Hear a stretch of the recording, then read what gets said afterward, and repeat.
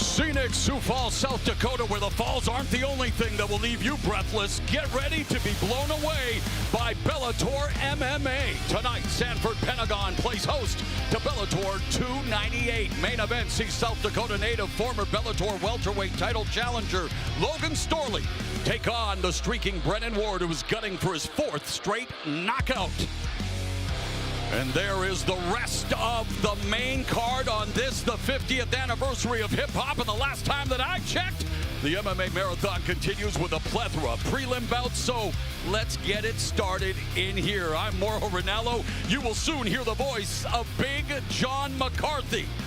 Batting leadoff is a featherweight fight featuring the professional MMA debut of two-time NCAA Division I wrestling champion Jordan Oliver, who opposes Andrew Triolo.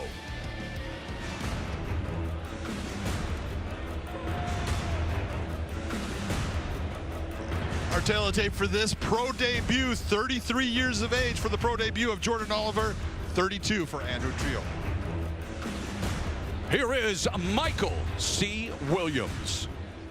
Ladies and gentlemen, good evening and welcome to Bellator 298 as we return to Sioux Falls, South Dakota, here in the Sanford Pentagon to get things underway now with 3 5-minute rounds in the featherweight division. Introducing the blue corner at 5'8", weighing in 143.4 pounds. His professional record early on, 0-1. He fights out of Boston by way of Everett, Massachusetts, Andrew Triolo. And across the cage, his adversary fighting out of the red corner at 5'6", weighing in 145.6 pounds. The 2020 U.S. Olympic team member and 4-time All-American wrestler tonight makes his professional MMA debut by way of Deerfield Beach, Florida. He fights out of Easton, Pennsylvania.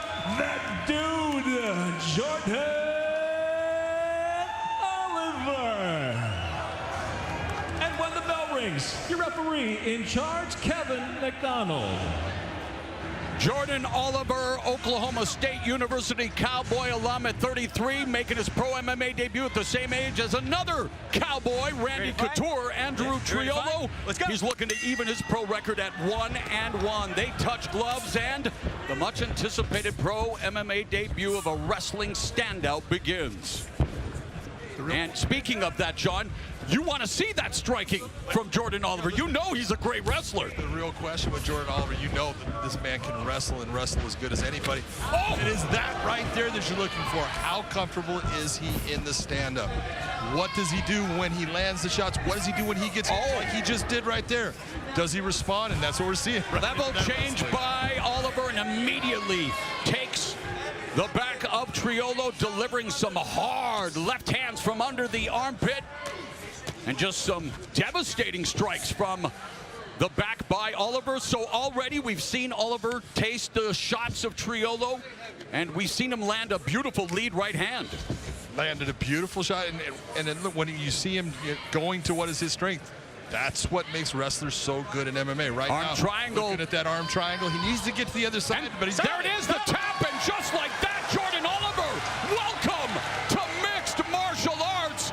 Oliver, with the arm triangle choke, gets it done in round number 1. And a huge sigh of relief for Jordan Oliver, 33. Getting that first one, no matter what, no matter how many wrestling matches you had. This is different. There's nerves, but take a look at what happens here. That change of levels, beautifully done. Takes him straight down and just starts to use the ground and pound. And this is what, again, makes someone with the wrestling pedigree of Jordan Oliver so good in the sport of MMA. Look at the pressure he's able to put in that choke. That is not the normal position you're going to see an arm triangle choke work, but physically strong and understands leverage, and that makes it very tight.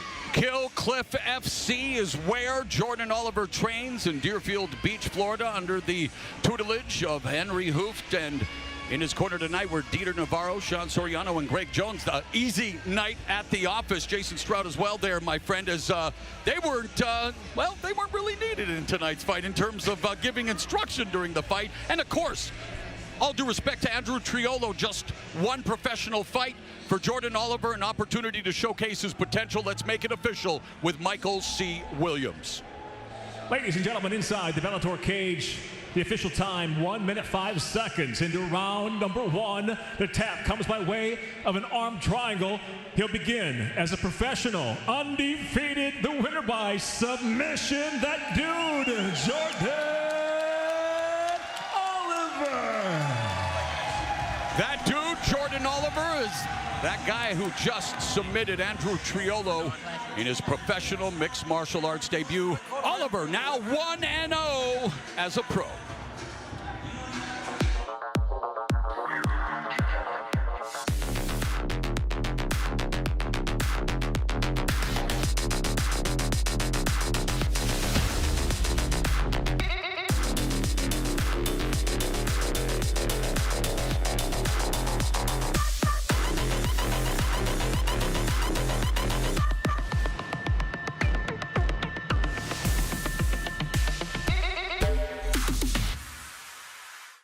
Hey Bellator Nation, follow us across a large array of digital platforms and stay up to date on everything you need to know. Like us on the Bellator Facebook page and see exclusive videos.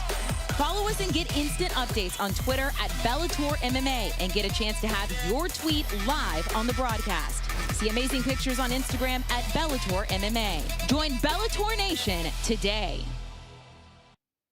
A storm is heading for Sioux Falls, and there's nowhere to hide. It is all over! Logan Storley wants another shot at the belt. Incredible stuff! But Brennan Ward is a fighter reborn. The ref has stopped the fight! Ward has come back! It's a 5-round backyard brawl Bring on the 5th! between two of the welterweight division's best. You can't stop now! Bellator MMA, Storley versus Ward, tonight on Showtime. Time for a matchup in the bantamweight division featuring a couple of Bellator MMA newcomers. Big time records here at 11-3, 10-3 for Gerald Hodge. This is going to be a battle of young talent. Here is MCW with the official introductions. Ladies and gentlemen, tonight here at the prelims for Bellator 298, we'll move now to the bantamweight division. Scheduled for 3 5-minute rounds. Introducing first the blue corner at 5'6", weighing in 135.6 pounds. His professional record, 10 wins, 3 losses. He fights out of Cleveland, Ohio, Jarrell Thundercat Hodge.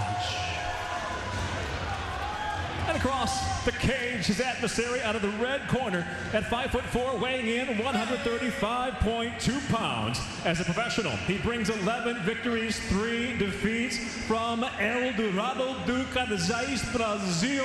Ladies and gentlemen, Marcelo Duren. And your referee in charge, Bobby Wambacher. 24-year-old Marcelo Duren looking for his 3rd straight knockout, while Jarrell Hodge, he's looking for his 6th straight win. Let's see how they perform under the bright lights of Bellator MMA. Jarrell, are you ready? Marcelo, are you ready? Let's get after it.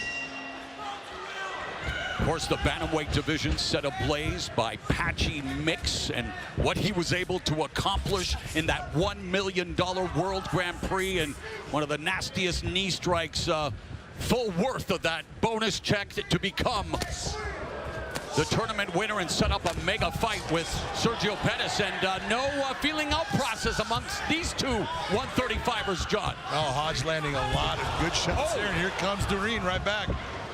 Big kicks, big shots by both. Duren, the southpaw, just tasted the foot of Hodge with that high kick, and Duren predicting the knockout, uber aggressive, but Hodge meeting him in the center of the cage.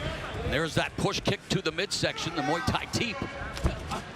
Duren with that southpaw stance. Hodge is landing that kick up high, and he better start blocking that with a Dutch block instead of just that single arm.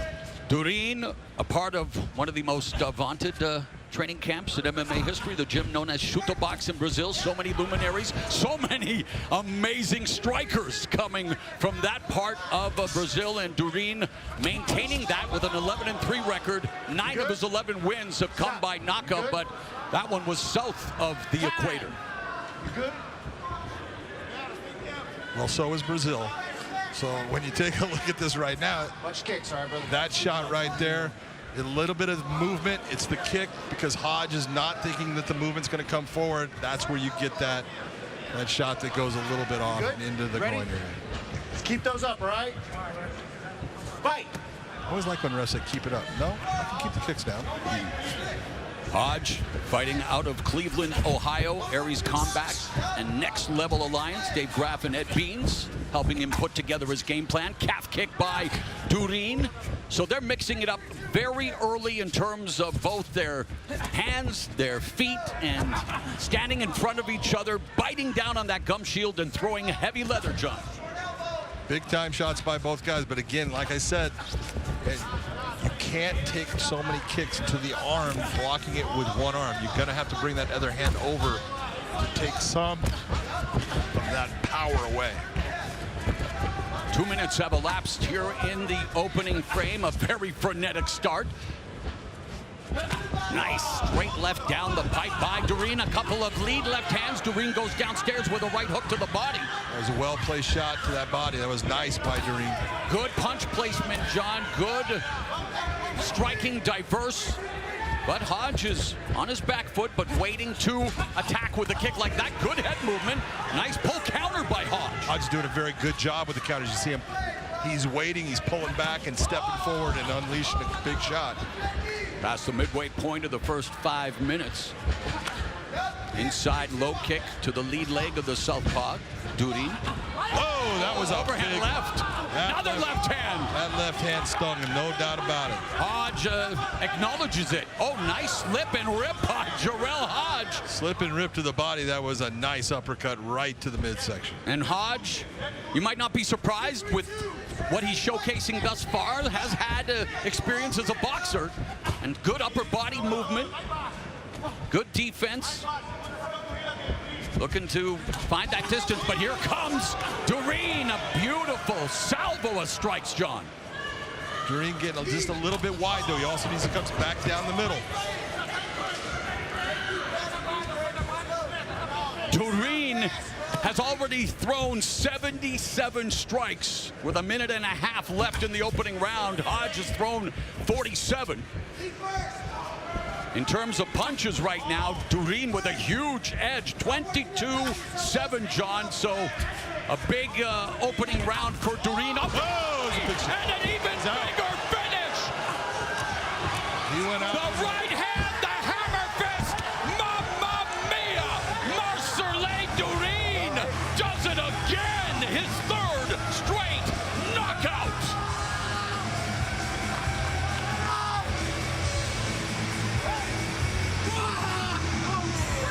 Marcel Duren, John, delivering on his prediction. A knockout set up with that right hand, dropping Hodge, and then dropping those hammer fists. Take a look at the shot right there. That big right hand.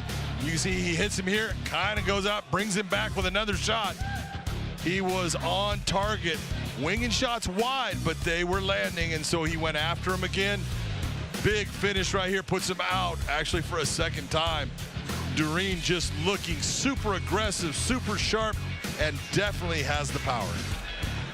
Jarrell Hodge gets knocked out for the first time, and his 5-fight winning streak evaporates as Marcel Duren putting his hands together and dropping the hammer fist, hammering his way to a big win in his Bellator MMA debut.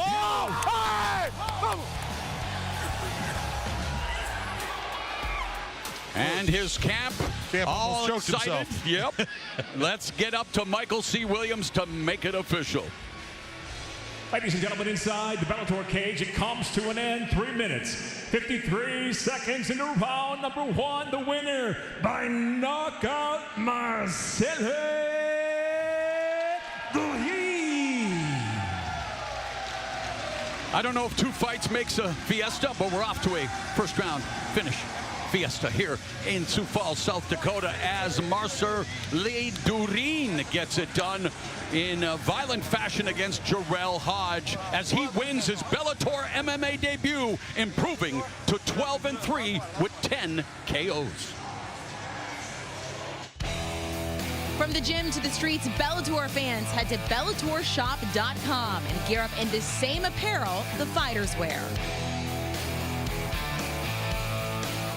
Hey Bellator Nation, follow us across a large array of digital platforms and stay up to date on everything you need to know.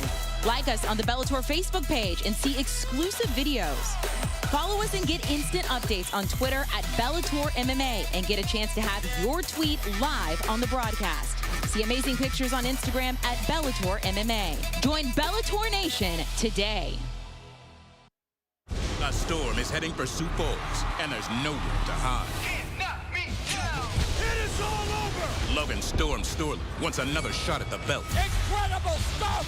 But Brennan is a fighter reborn. The ref has stopped the fight! Ward has come back! It's a 5-round backyard brawl. Bring on the 5th! Between 2 of the welterweight division's best. You can't stop now! Bellator MMA, Storley versus Ward, tonight on Showtime.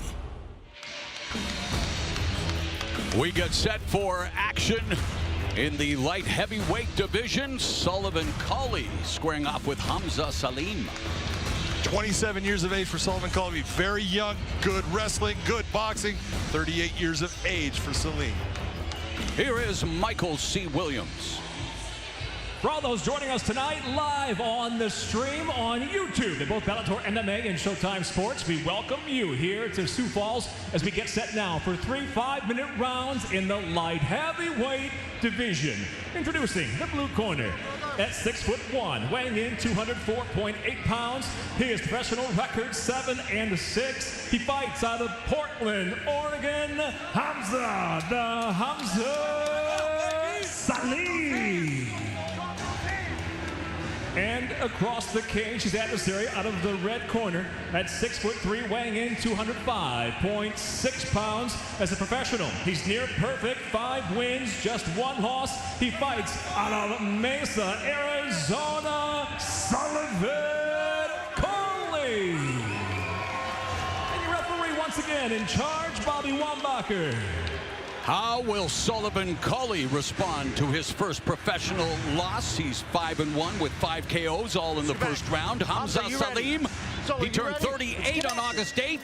He wants to show Colie the old lion still has plenty of roar. And we get things started here in the first frame. The double jab from Colie already tagging Salem. And there's a right hand that lands on the target. Some wide strikes from Salem, looking to clinch. And already Colie pinning him up along the fence. Yeah, I think you're going to see Colie being very aggressive in this fight. It's what's worked for him in the past. When he is aggressive and lets his hands go, he hurts people. So I don't think he's going to try to go for the takedown here. I think he's going to end up breaking away, trying to be in the stand-up. Colie was submitted via rear naked choke in the opening round of his last fight against Luke Traynor at Bellator 293 back in March. Hard shot that reverberated through the Pentagon, and Salem staggered but still standing. Wow. He's still hurt, Morrow. He got cracked. He's still on wobbly legs. Wide shot by Salem. Muay Thai plum by Colie, already launching some knees. Man, you heard that shot. Oh, you definitely heard that shot. But right now, here's where Colie, he needs to break away again, just like he did in that last moment, and start to do the same thing. Don't let Salem recover. Takedown by Colie. Into the open half guard of Salem. Colie trains out of Mesa, Arizona, with Dan's Gym, of course. Main training partner of Bellator heavyweight champion Ryan Bader.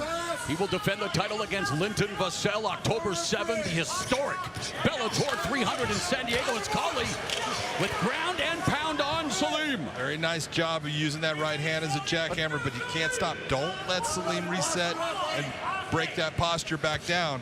Once you've established it, go after him. Beautiful job using that elbow. You saw the wrist control by Salem. Colie says, nope, I'll just drop an elbow on you, makes him let go. Salem trying to keep Colie from moving to side control, but Colie now just putting that pressure on from top position.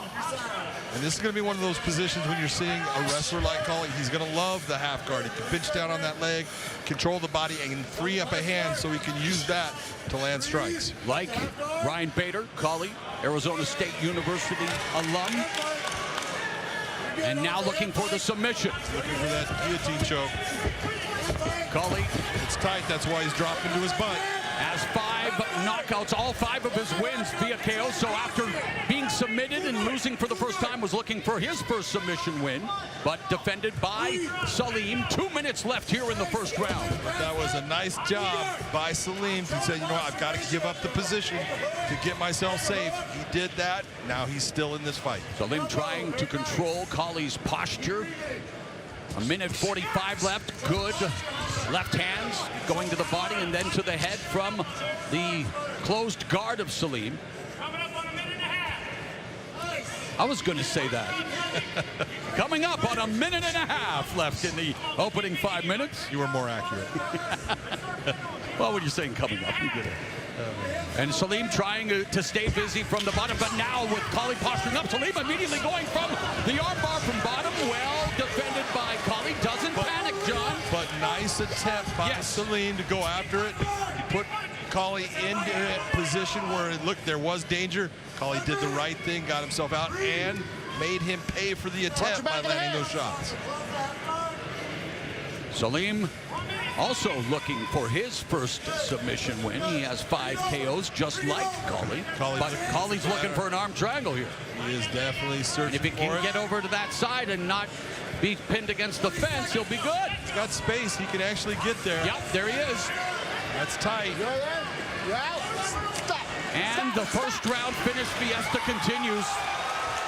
In the final minutes, Sullivan Colie responds to his first loss via submission by recording his first submission as a professional, vanquishing Hamza Salem in the first round. Somebody knows that I got to be on a plane at 5 a.m., John. I think someone is trying to help you out. Arm triangle. Let's take a look at what happens here. Nice right hand that gets his attention, brings the knee up. It does hit. Beautiful. And at that point right there, you can see the wobbling of Salem. He's hurt by that. Does a good job of gaining distance and space. Here's where Colie decides to take him to the ground. And Salem did a great job of defending himself in a lot of the positions here. He was throwing elbows, but once you saw that arm get trapped and you saw Colie get to this position on his side, that is tight. That can put you to sleep, which it does to Salem. Sullivan Colie with the first round arm triangle choke. Let's go to Michael C. Williams. Ladies and gentlemen, inside the Bellator cage with the arm triangle choke in tight. It comes to an end officially. 4 minutes, 24 seconds into round number 1. The winner by technical submission, Sullivan Colie. Sullivan Colie puts Hamza Salem to sleep, a guy who's ruthlessly self-critical. Colie works with a mental coach, Al Fuentes. They're going to have some good things to talk about as Colie rebounds from his first loss, improves to 6-1, all 6 wins inside the distance.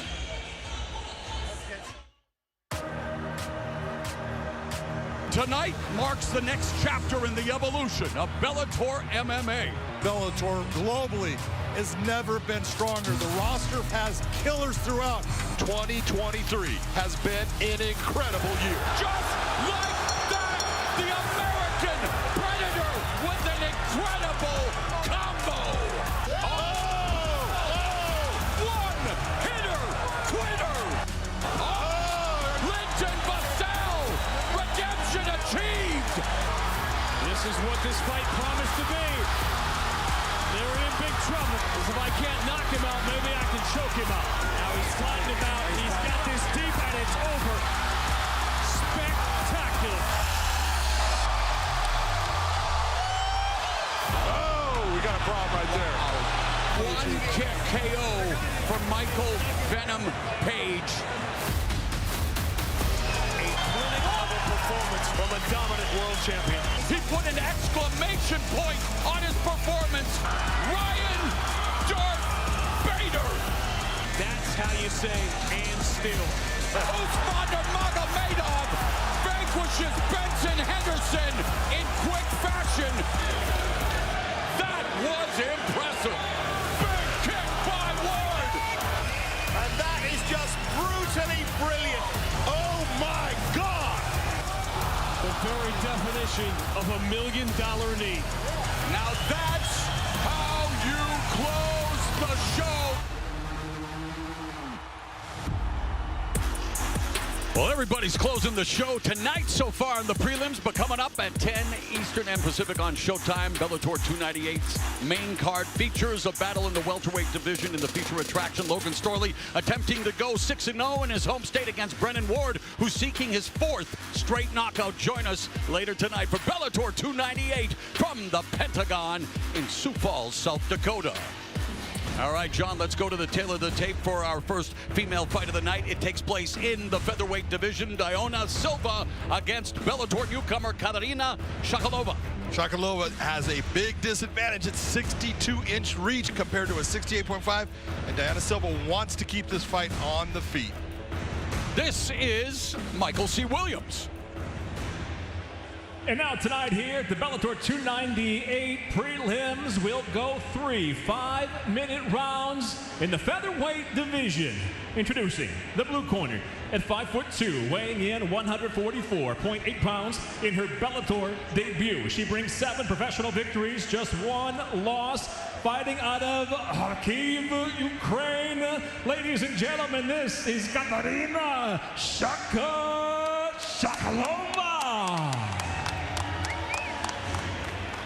And across the cage, her adversary out of the red corner at 5'7", weighing in 144.6 pounds. Ranked now at number 7, she enters with 10 wins, 8 losses, fighting out of Nova Iguaçu, Rio de Janeiro, Brazil, presenting Diana Silva. In charge, your referee, Kevin McDonald. Diona Silva turns 33 in 5 days, looking to bounce back from a loss to Leo McCourt at Bellator 285 last September. Katarina Chakalova brings a 6-fight win streak into her first appearance inside the Bellator MMA cage. The bell, round number 1, and immediately Chakalova using the jab to close the distance, fire off a left. Chakalova fighting out of the southpaw stance, although as we see the evolution of MMA, John, in this sport, everyone has to be a switch hitter at one time or another. Absolutely. I'm really impressed. Chakalova coming out, using nice movement, bringing her head off the center line, landing a couple of shots there. You're taking a look at this. Diana Silva's got that reach advantage. She can use that to keep Chakalova at range. Chakalova is going to be looking for the takedown, but she's being smart about it, trying to use her hands to set it up. Mentioned that Silva coming off a loss to Leo McCourt via unanimous decision. She thought that overall it was a good fight. She felt like the winner of the fight, but she felt that she should have taken her down more, attempted to take her down more in that fight. And now with this fight, of course, beginning in the stand-up, and Chakalova already using lateral movement, testing the waters with her striking, and Diona Silva looking for the counter, it seems. Diana Silva, she's looking for that perfect shot. She needs to just... There it is, the counter uppercut. Let her hands go. So to use the jab. Make it to where Chakalova is looking like, I'm having a hard time getting close to you.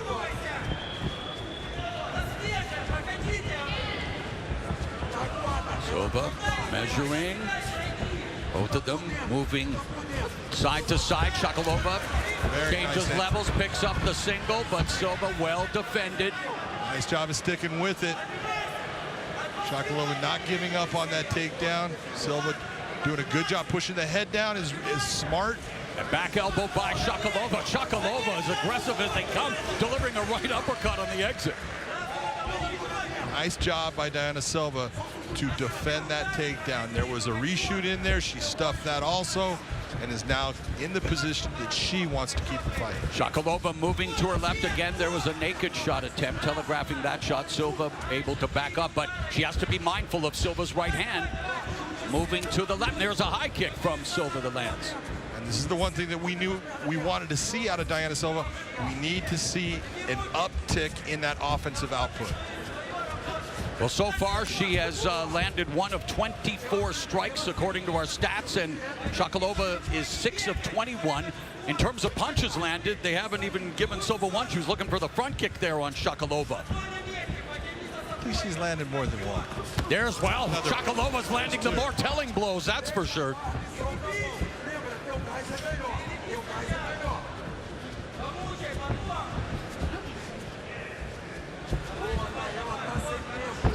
Silva promised to show more aggression. 3 minutes elapsed here in the first round, and she is on the receiving end of a diverse striking attack from Chakalova, and that hand speed. Very nice combination on the inside by the newcomer. Very nice, but when she moves herself into those positions, she should continue on into that takedown.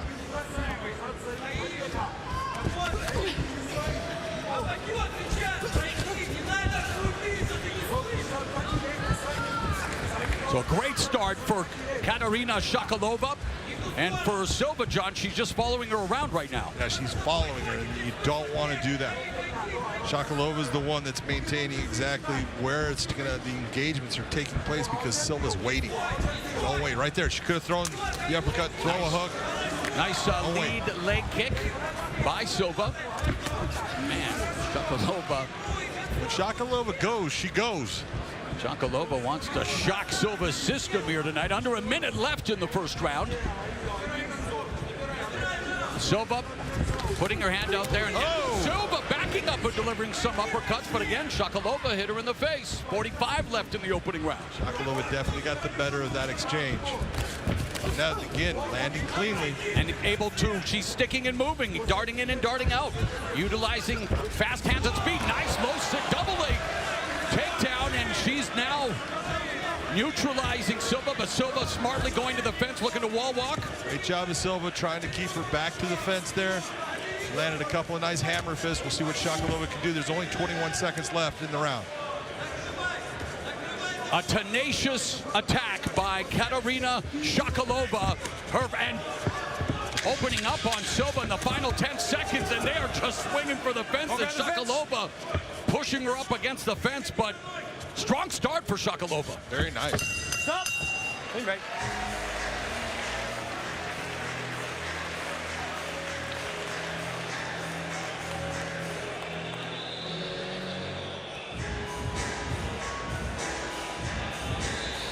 Distância nenhuma. Aqui, ó. Ela não achou distância nenhuma. Eu quero que você bote o chute. Eu quero que você bote o chute. Все удары заходят. Но дойди до конца, слышишь? Дойди до конца. Here comes Chakalova, went for the takedown, tries to throw the spinning elbow, gets herself back to a standing position, unable to get the takedown, but really she was the one dictating when the engagements would occur. She would come in, use her hands, try to get her head off the center line many times. Silva was trying to land the counters, finally gets the takedown. Let's go. A little low, Let's go, guys. Want to be above those knees. Silva did a great job of getting herself back to the fence, but Chakalova was smart in separating and landing more shots. That's why she's going to win that round. Our cage card ambassador, Sophia, for the first time tonight, got to walk around the cage with a round 2 card. Can't believe we actually have to go to a second round. Silva looking to come back strong. They touched gloves. And again, John, what do you make Silva with extending that jab hand, that lead hand? She's using it as a rangefinder, but it's sometimes you're putting your weapon out there where you now have to bring it back to let it go. Not always a good idea, in my opinion, because you're limiting yourself to being a one-handed fighter. Silva with the Kick. Now Chakalova again looking for an opening. Moving laterally. Now backing up. Southpaw comes in again. And just a lightning quick combination. Fast hands. Yes, there you go. We were saying the same thing. She has fast hands. And a nice combination there from the southpaw stance. Lands the 1-2 on Silva. Silva doesn't, has a great poker face. Just committed to trying to find a way. But man, Chakalova's just a surge of energy. And the best part of Chakalova, she's willing to disengage from the takedown to land that strike. She told us she wanted to make a dazzling first impression under the Bellator banner and has dazzled at times already. Oh, sitting down on those shots. Silva absorbs them. But Silva needs to ratchet up the offense. Yeah, the output has got to get to a point where she's the one starting to say, I'm going to be in charge of these engagements. Not enough right now.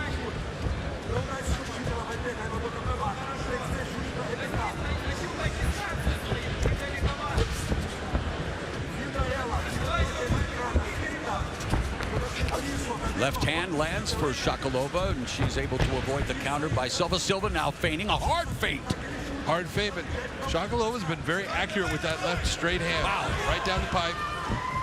And then able to escape on an angle.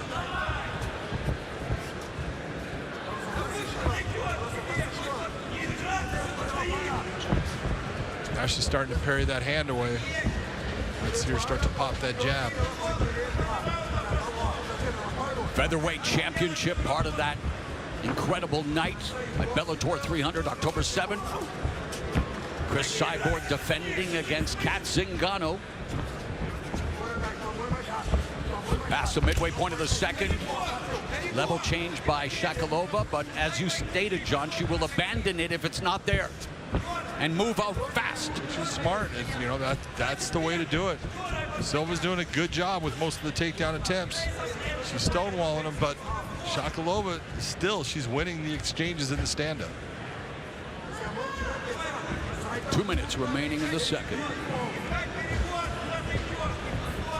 Chakalova feinting. Silva replying. Nice counter right hand by Silva as Chakalova chopped the lead leg on the outside with a kick.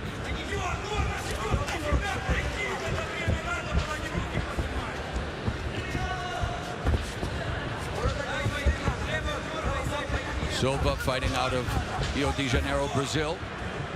And Nova União, trainer Andre Pederneiras, of course, another legendary gym in MMA. Good shot by Diana Silva there. Another starting to open up a little bit more. Trying to walk down Chakalova, but Chakalova continues to move to her left, and check that inside low kick by Silva. And Silva, what you want to think about right now, Moro, is her right hand is her power. Well, Chakalova is moving towards her power. Yes, that's what I mentioned, right. And so she needs to step towards Chakalova. As Chakalova is circling, step towards her and throw that hand. And meanwhile, we just saw Chakalova, beautiful double jab followed by the left. 45 seconds left, and again, naked shot. Well defended because she could see it from Logan Storley's hometown of Webster, South Dakota, 2 hours away. He's coming up in the main event against Brennan Ward. 30 seconds left here in the middle frame.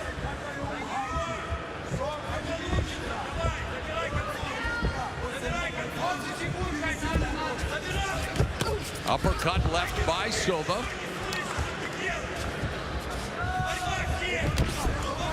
And there's the takedown with 10 seconds left, but Silva immediately pops back up, and Chakalova with the mad return, but time running out, but Chakalova all over Silva.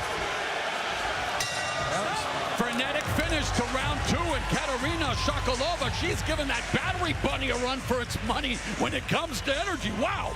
Love the way that she ends up disengaging and going after opponent with strikes when there's very little time left, because holding on to her at that point is not going to do you a whole lot of good. She's opening up and going after her. She's put out a lot of energy so far. We're going to have to see what she's like in the third round. Take a look at what happens here. Comes in, right hand, lands cleanly right on the jawline. Silva comes, flicks the jab again with the right hand, misses with the big looping left hook. Here's where Chakalova gets her up against the cage, brings her down. She gets back to her feet, and watch Chakalova open up here. Opens up going after her. That says a lot to the judges that she's trying to finish the fight. She's going after her opponent, not trying to stall.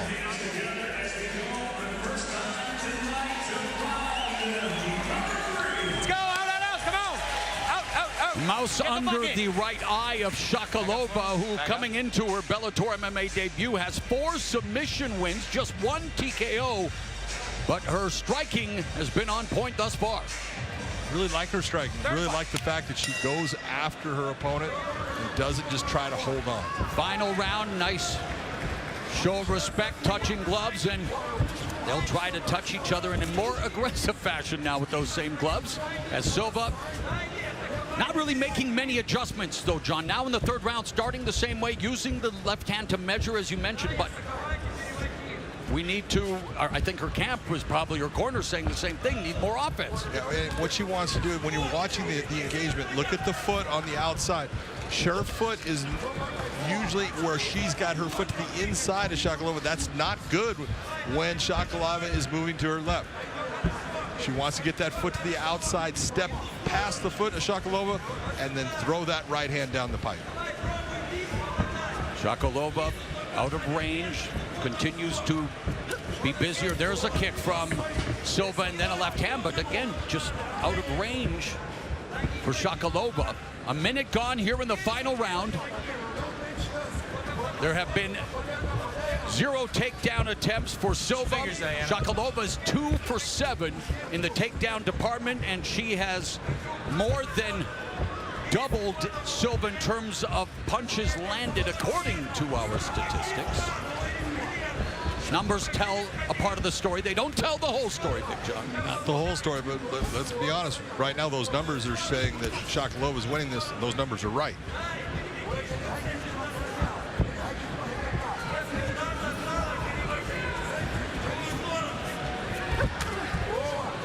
Silva loading up on the body kick, but just grazing Chakalova. And Chakalova coming down the middle again, firing off a 1-2 that just missed.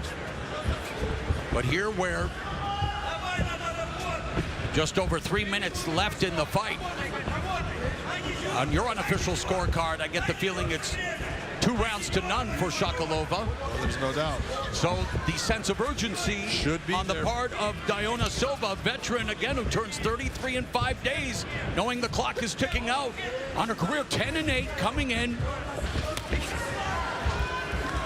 Married to a fighter, so it's in the family. She knows the commitment, the sacrifice, the many hours, and she now has 2.5 minutes to bounce back from a loss. There's a combination counter.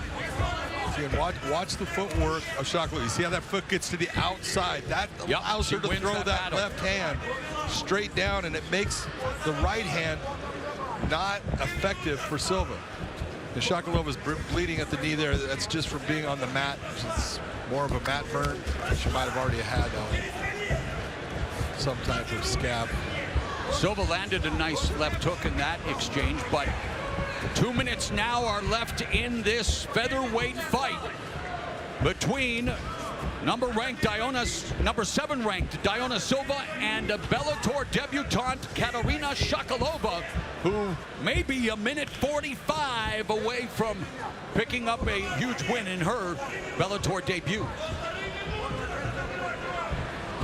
I mean, she's wearing the marks on her face. It's not like Silva hasn't landed some shots, but there's no doubt Silva has landed shots, but how much damage has it really done? Well, she's got a little mark on her face, but has she ever hurt her? Not the way she's responding with the same energy we saw in the opening round. We're seeing here with a minute 20 left from Chakalova. Continues to be able to utilize the footwork, angles, avoiding the strike, going in with a sharp jab and wanting to light up Silva. Good counter by Silva. Nice job by Chakalova, though. She won that exchange, and that's been the story of this fight. They've both landed shots, but overall, Chakalova has won most of these exchanges. Nice inside low kick, better counter, right hand upstairs by Chakalova. Final minute.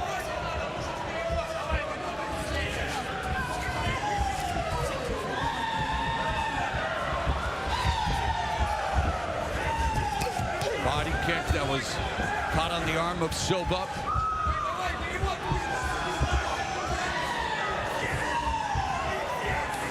Seconds left. Who wants it more? There's a level change by Silva. Looks for the single, lands a strike on the exit to Shakalova's face, but there's a lunging right hand by Silva. So, with 10 seconds left in this fight, the debut of Katarina Chakalova.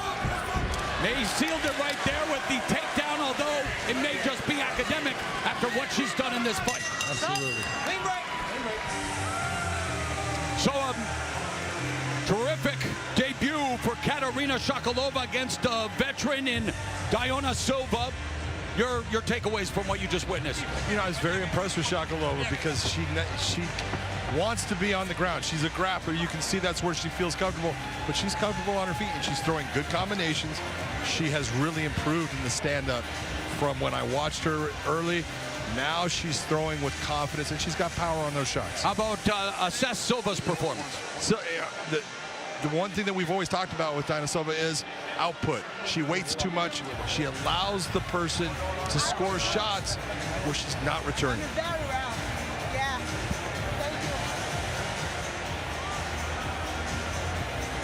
So the judges finally earning a paycheck tonight as they will tabulate the scores for this featherweight matchup. There's smiling Katarina Chakalova and Diana Silva embracing, and again, Chakalova, just 25 years of age, an inspiring athlete, of course, carried by her native Ukraine, fighting out of Kharkiv. And of course, all of our thoughts remain with those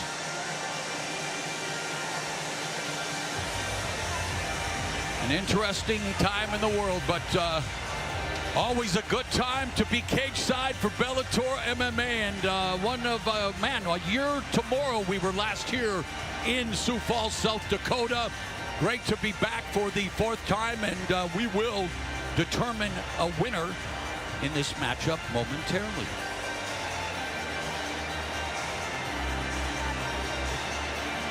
And of course, the longer it takes makes you wonder. Makes you wonder. That's it.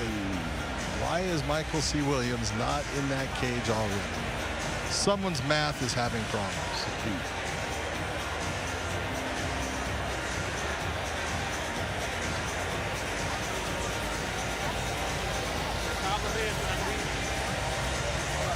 Chakalova came in with those 4 submission wins, 2 rear naked chokes, an armbar, a guillotine choke, but went 3 for 8 in the takedown department. Silva 0 for 1, and Chakalova outlanded Silva in all facets of the striking game.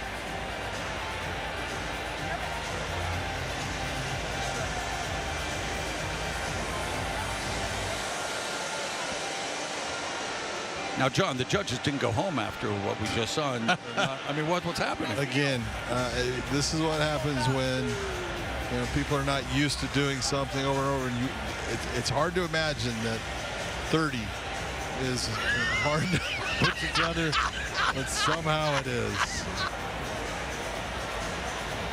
Oh, my goodness, that's too good. Too good. So, John, I'm not going to ruin the moment. Michael C. Williams has the official decision. Surprise. Ladies and gentlemen, having gone the distance, we'll go now to your 3 judges at cage side. Your first judge, Michael Bell, scores the fight 29-28. He sees the fight for Chakalova. Your second judge at cage side, Brian Miner, 29-28. He scores the fight for Silva. Your third and final judge at cage side, Anthony Manus, scores the fight 30-27. Seeing it for the winner by split decision, Katarina Chakalova.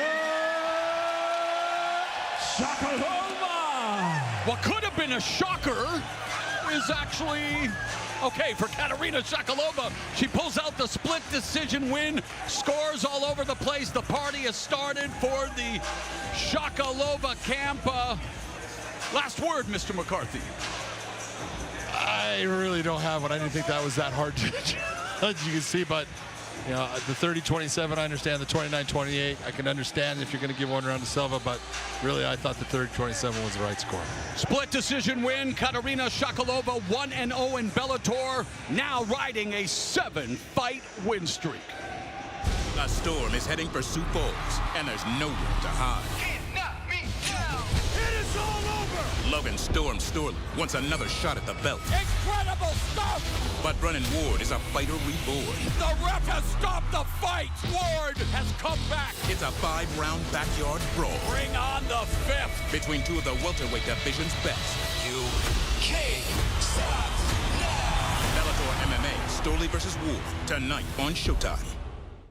Bellator 298 underway in Sioux Falls, South Dakota, the home of MMA in this region of the Midwest. Midwest, of course, known for turning out world-class wrestlers, many of them making the transition to mixed martial arts. And the Sanford Pentagon becoming home, the annual home for Bellator to host and boast epic fight cards.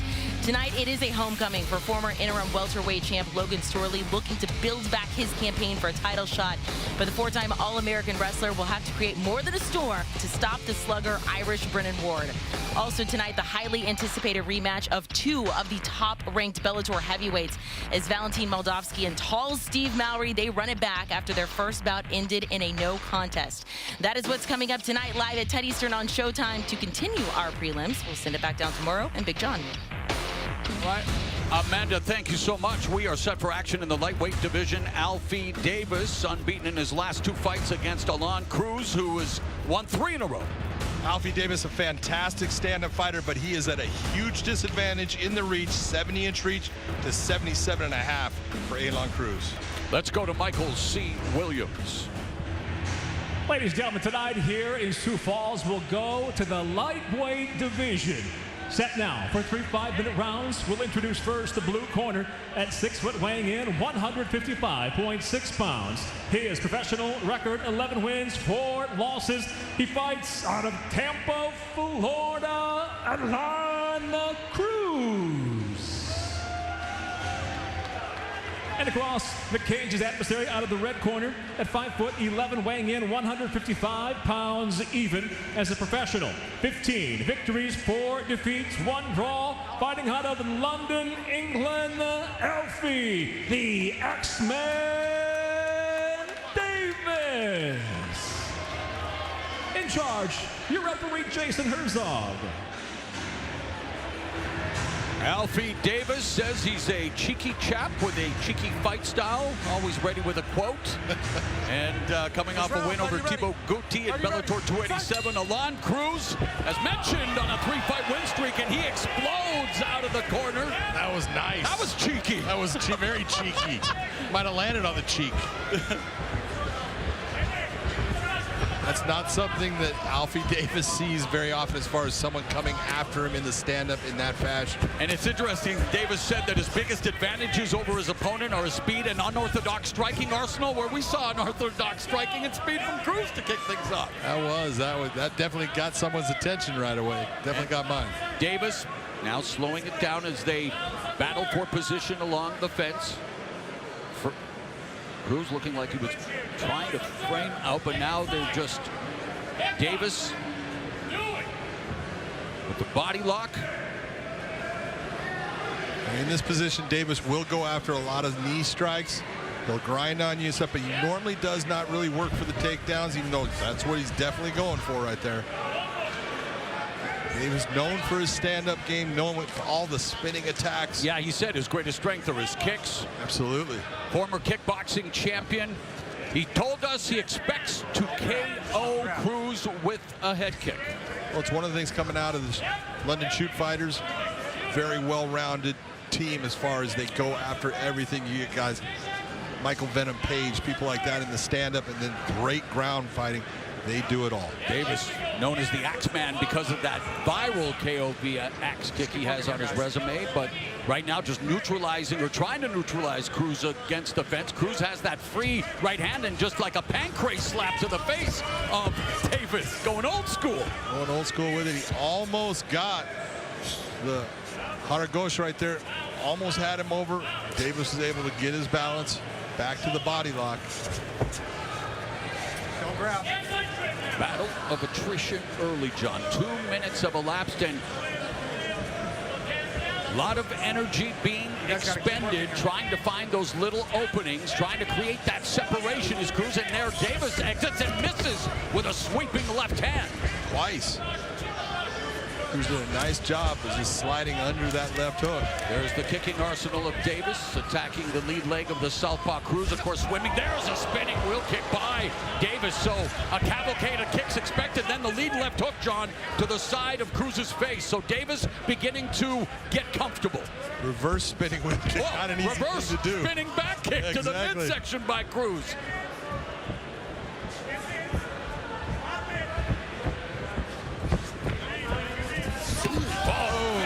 Right hand right on the face, and that forces Cruz to take a step back.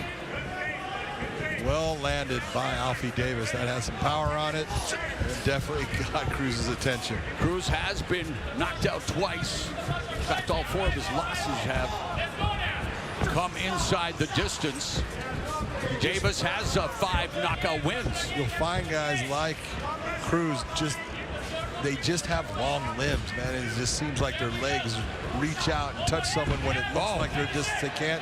Same with his striking. With his naked shot by Cruz, but he's able to scoop Davis's legs out from underneath him, and now looking to have wrist control. Great job of lacing that hand on that. On far as he gets that away, he can push Alfie Davis to the canvas.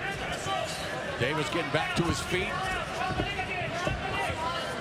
Waist lock employed by Cruz.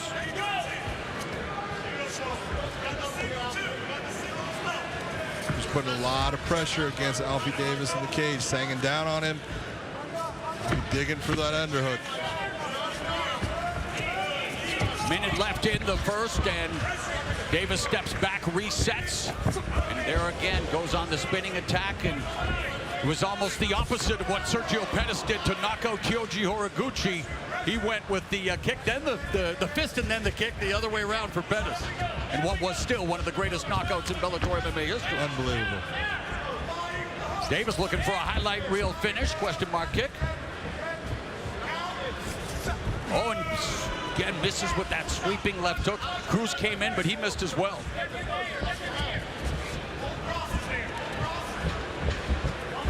Hard for Cruz to try to develop any kind of rhythm or with the unpredictability of Alfie Davis. That's what Alfie Davis does to you with his stand-up. You know, he'll lunge in and out at times. He'll get a nice bounce, but the spinning attacks, you have to be wary of it. Was there a couple where? All right, I was waiting for you to pick it up. What? Hey, Alon Cruz says, hey, I know some of that crazy kicking stuff as well, but a good start for Alfie Davis. Very nice start for Alfie Davis. You go off of that first start, you know, the a la Fabricio Verdum jumping kick, but here it comes right here. You know, onto the chest, knocked Alfie off balance.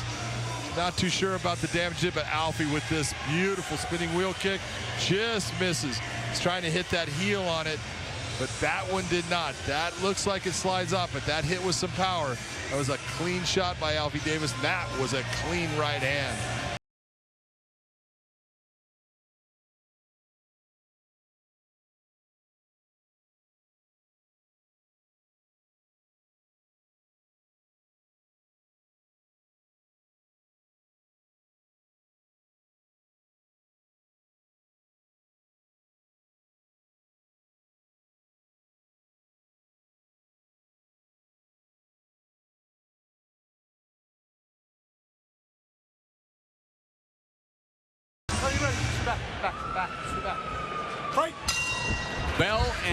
round number 2 of this lightweight encounter between Alfie Davis in the red gloves, Alon Cruz in the blue. Cruz with the level change as Davis went for the left hook. Cruz trying to take the fight to the ground. Davis able to defend. And they jockey for position along the fence. Of course, lightweight division, that championship also on the line at the Battle of the Belts. Bellator 300, October 7, undefeated champion Usman Nurmagomedov defending against former champ Brent Primus in the lightweight world Grand Prix. Clean knee inside by Alfie Davis on the defense there. That first one landed cleanly.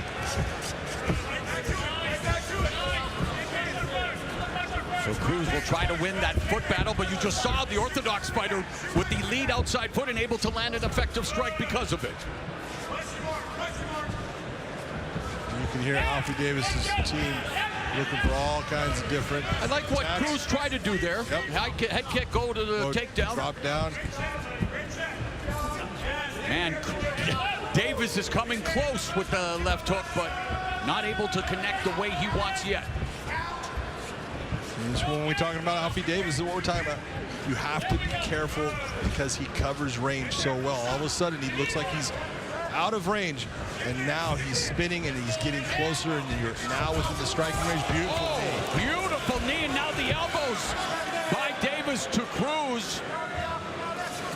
A minute and a half gone in the second, and Davis now putting his weight on top of Cruz, who's trying to secure the takedown.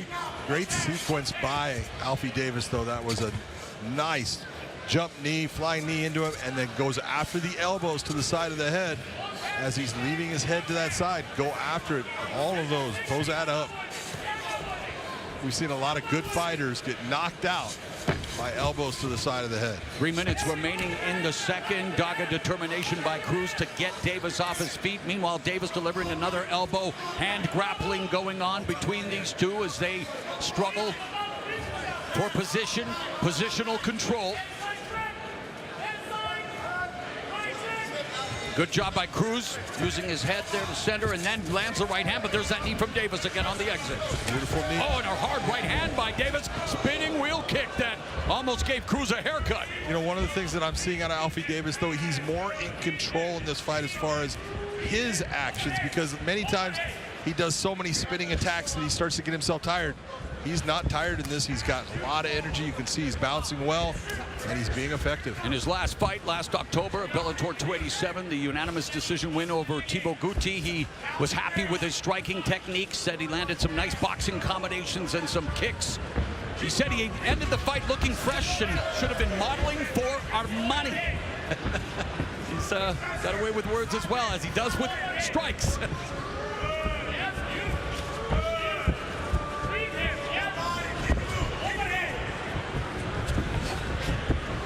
Feint on the spinning attack by Davis, and Cruz trying to navigate his way inside back to a southpaw stance.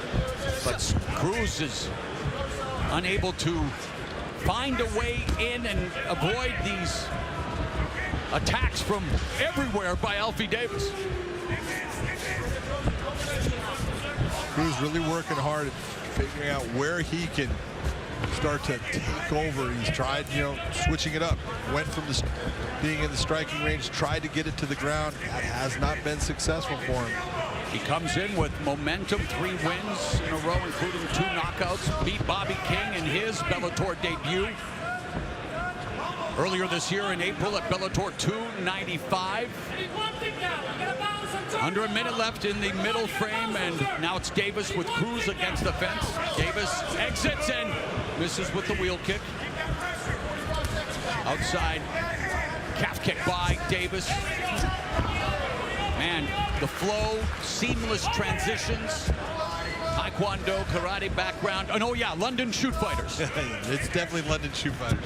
But Alfie Davis really starting to feel his way through this fight. He's looking good. He's looking confident. Backing up away from the oncoming Cruz. Moving to his left and then meeting in Cruz in midair. Remember when Fedor knocked out Andrei Arlovsky, that affliction showing right hand. And of course Fedor here with Fedor team as part of Bellator 298 as Davis looking for the kick, and We go to round 3. Davis with the guillotine attempt.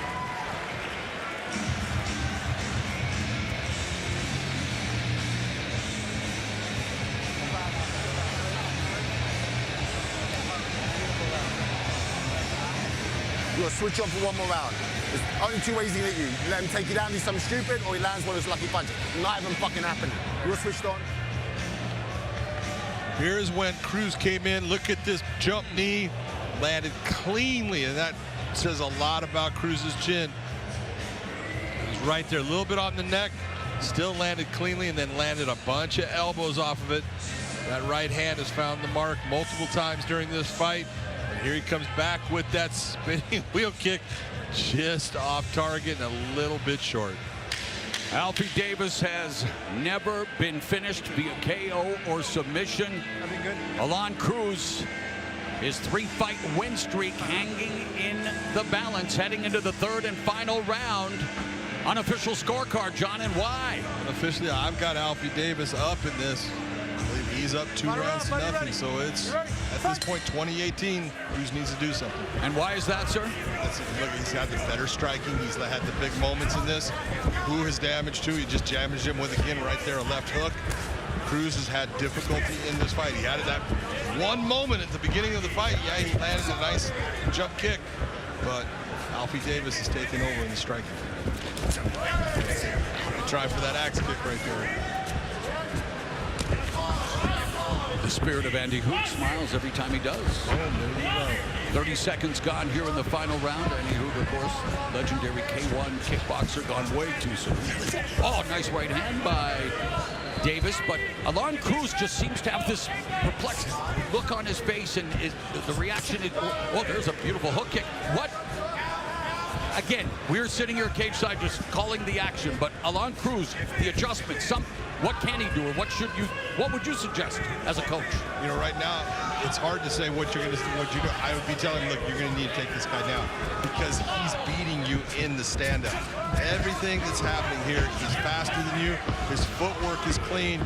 He's able to get in and out, and you're standing there waiting to land that shot. It's never showing up. So you're going to have to take the big chance of when you come in, use your hands to come in, get a hold of it. You got to get the takedown. You got to work hard for it. Because if you don't, in the stand-up, as we've seen, Alfie Davis is a superior fighter. Yeah, Cruz had the one takedown in the opening round, but he's 1 for 7 throughout the fight, and Alfie Davis just continues unloading with the arsenal of spinning kicks. An amazing lead kick there. He's having his way with Alon Cruz now in the striking department. Superman punch by Cruz, but that left hook was almost his kryptonite. Cruz is hung tough, man. He's taken a lot of big shots in this fight. Really been, hit with shots that would have hurt, though. That flying knee could have hurt a lot of people. He's hung tough, so he's still in the fight. He's just confused by all the techniques right now. And there, counter timed the right hand by Davis, but the sprawl by Davis, putting his weight now on the turtling Cruz. You look for the duck under. Alfie Davis stopped that.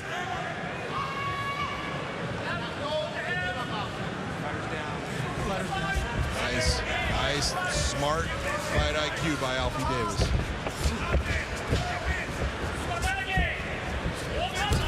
Oh, left hook. Dropped Cruz, but back to his feet. A little off balance, but it did connect.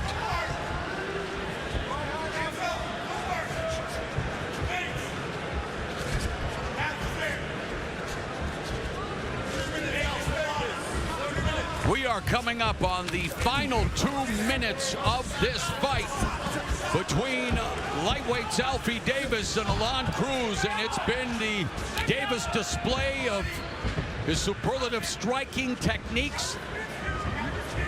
Much of it aesthetically speaking, very effective and very nice, and has been perplexing Cruz, who remains coming forward but unable to try to do much of anything in terms of trying to get Davis out of his comfort zone.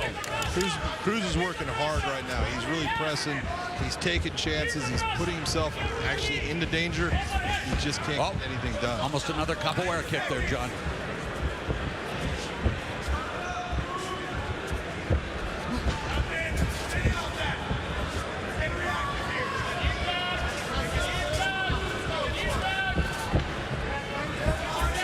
Well, Davis told us he knows how dangerous Cruz is on his back and said, I'm not looking to take, be there much. Another jump knee, defending the takedown attempt. So obviously doing his homework, knows where he needs to earn his keep, and doing a great job here now with just under a minute left in the fight.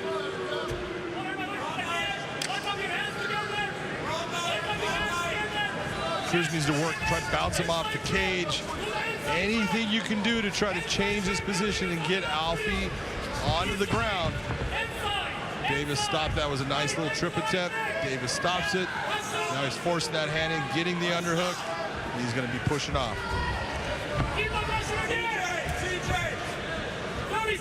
Cruz telling us his greatest strength is ground and pound. You mentioned it, John. In order for him to have been successful tonight, he had to take the fight to the ground. Lead right hook by Davis from southpaw position. Spinning kick, but Cruz 1 for 11 in the takedown department. And it's been the Alfie Davis dynamic striking display.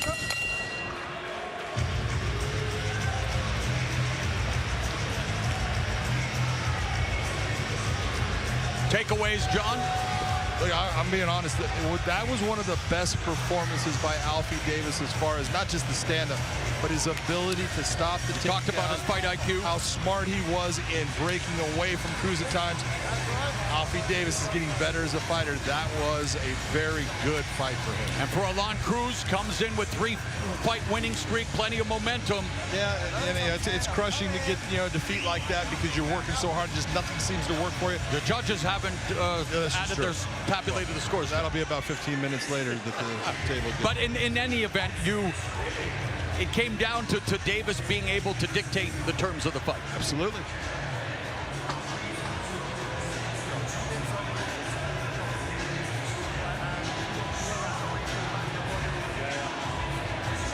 Alfie Davis, everyone has a story, lost his father at a young age, was evicted from his family home a few years ago, and he's used it for fuel. He's used it for motivation, and again, comes in undefeated in his last 2. In his 21st fight as a professional, and the confidence is there. He told us, I am going to be a world champion. You got to believe, because if you don't believe, no one else is going to believe. And you've got to just say, I will do whatever it takes to be that champion. And of course, that's hard work. The further up the ladder you go, or the further in your career go, it gets tougher and tougher. This is the 9th consecutive fight that goes to the judges for Alfie Davis, but it should be a good night at the office. Let's go to Michael C. Williams.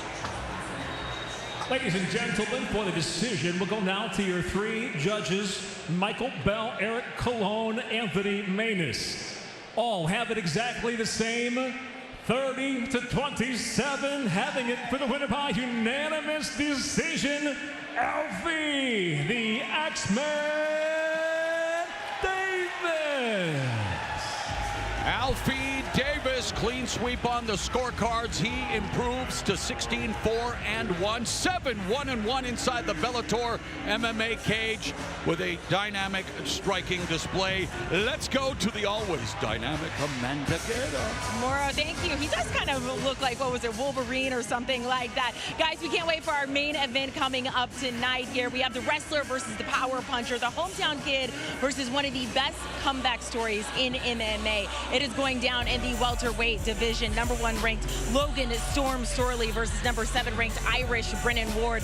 Storley from South Dakota has only ever lost to the champ Yaroslav Amosov. He wants back in a title fight, but he's going up against a man who can easily end a fight in 1 punch. Brennan Ward out of the fight game for nearly 5 years because of drug addiction. Since his recovery and return, undefeated with 3 wins. He is looking to make that 4 in a row. We'll see if he can do it going up against a guy like Logan Storley. Speaking of Brennan's road to recovery, we have a behind-the-scenes look we're going to bring you tonight during our main card, starting at 10 Eastern on Showtime. To continue this prelims, we'll send it back down to you, Moro.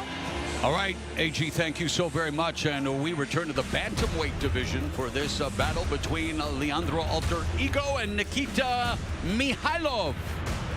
34 years of age for Ego. He has been in big-time fights. A very young Nikita Mikhailov at 24, but man, is this kid good. Here is Michael C. Williams. And for those tonight watching the live stream on the Bellator MMA channel on Pluto TV, we welcome you inside the Sanford Pentagon as we go now to 3 5-minute rounds in the bantamweight division. Introducing the blue corner. At 5'8", weighing in 135.4 pounds. His professional record, 10 wins, 2 losses in the rankings. Now at number 10, presenting Nikita Mikhailov.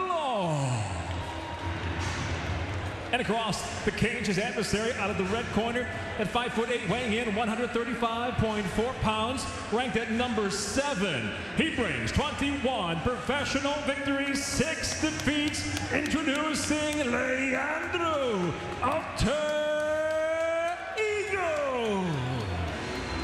In charge, your referee Bobby Wambacher. Leandro Alter Ego, 8 wins via first-round KO submission, 3 KOs, 5 subs. Nikita Mikhailov coming off a big win over former bantamweight champ Darion Caldwell of Bellator 290 in February. He represents Fedor team, and the legendary Fedor Emelianenko is in his corner. Round number 1.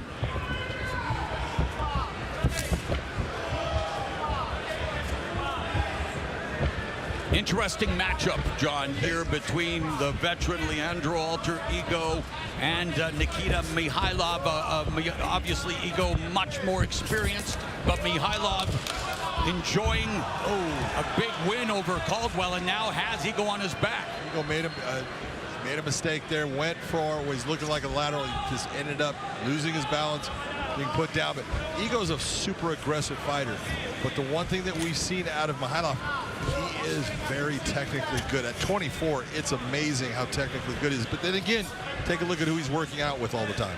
Yeah, the Fedor team with the likes of all of their incredible fighters that are going to be on display tonight too. Valentin Moldavsky coming up in the co-feature, and the one common opponent we just mentioned, Mikhailov, coming off the win over Caldwell. Ego 1-1 against Caldwell. In fact, their first fight was the only loss via submission that he's incurred, and Mikhailov utilizing his grappling, now pushing Ego to the fence. Ego doing a nice job just trying to upset what Mikhailov is doing. You see those slaps to the head. Mikhailov mat return, very nicely done. Ego looking to come back from the loss to Danny Sabatello at Bellator 282 last June. He admitted he didn't do what he was training to do. He didn't get into the fight, and he paid the price for it. Well, Ego's very good off of his back, but he's got to look towards these submission attempts early, because the longer the fight goes and the sweatier both fighters get, the harder it's going to be to actually latch on to that submission and hold it. And Mikhailov showing why he's a master of sports in combat. Sambo. Looking for another mat return, and Ego has to be careful, of course, doesn't want to get his fingers caught in the fence, but there's a knee to the thigh area of nice Ego, and now right into backpack position. He's got that, the hooks in. Ego, as we mentioned, has only been submitted once, and that was against Darion. Now looking for the rear naked choke is Mikhailov, looking for his first submission. Smart to go palm to palm on that. It's on the jawline, so what Ego's got to do is got to put up with a lot of pain and pressure, just work his way towards pulling that arm down, keep his chin tucked. Ego's doing a nice job of just staying relaxed. That's not easy to do in that position. That was well done. Mikhailov really had a deep attempt on that first one. He was unable to keep that locking hand behind the head. The veteran Ego able to escape that RNC attempt as Mikhailov was fishing for his first submission win, but Mikhailov and Ego and grappling battle, and with his free right arm, well, it was free. And, free. Mikhailov says, that's trouble. That's enough now. Now he's got to defend with one arm. And now Mikhailov going again for the rear naked choke. Has to slip the arm underneath the jaw of Ego. Ego trying to turn that position. He's got to be careful with his neck, though. Nice job by Ego. scrambling, and with over a minute left in the first, it's Mikhailov remaining in good position here, changing the level again, trying to get Ego back to the mat, but Ego not putting his weight on Mikhailov, has that overhook. And that was a beautifully timed knee that you saw Mikhailov. The way he threw it, when he threw it, beautifully done. Don't grab the cage.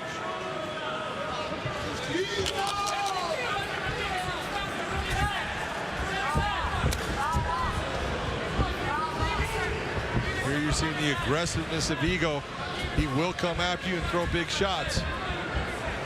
Half minute remaining in the first round. Ego putting pressure, switching to a southpaw stance. Mikhailov, lateral movement, lunges with the right hand. The level change by Ego, well defended by Mikhailov, but now it's Ego looking for the guillotine. Ego's got a very tight guillotine here. He's good with it, but he needs to, instead of stretching him out, compact him, squeeze together. Time is Mihailov's biggest friend right now as the round will end. So a good opening 5 minutes, moments for both fighters. Both fighters had great moments in that, but overall, you got to look and say Mikhailov had the better moments throughout that. That was a good round for Mikhailov.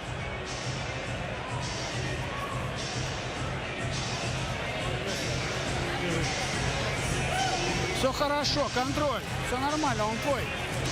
Контроль.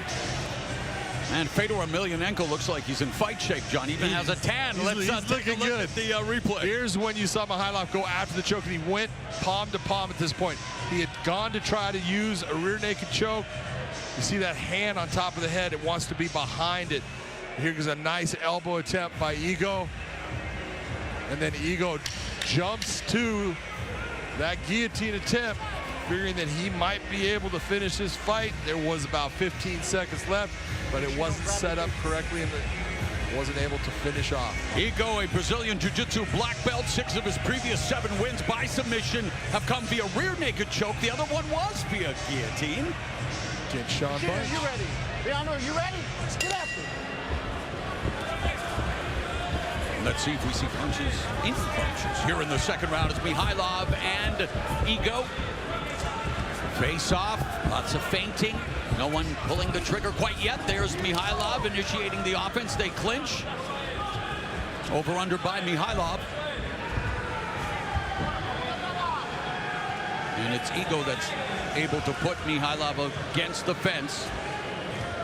Number 7 ranked Ego in the red gloves. Number 10 ranked Mikhailov in the blue gloves. You can say it this time, I always do. The king of the streets, who? King of the streets, Marco Ruiz. That's where that all started, and all those foot stomps. But Mikhailov has done a very good job when they're out in that open cage area. He is putting Ego on his back foot. That's what you have to do, and you cannot allow Ego to come forward on you. Attempt by Mikhailov, working the whizzer as well as Ego, the veteran, obviously looking to stay 1 and 2 steps ahead and quickly makes the adjustment. Beautifully done. You saw him trying to elevate there. Switches it over. He's got that whizzer on this side. He still can bring him over. It's a matter of the turning of the hip.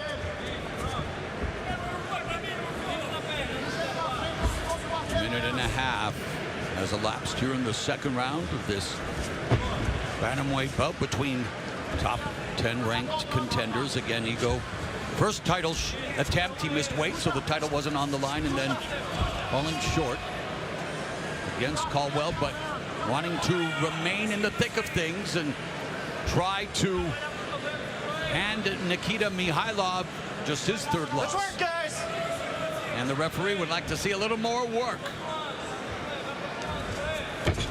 Both guys are working really hard right now. This is not an easy position. There's a ton of energy that's being expended by both fighters.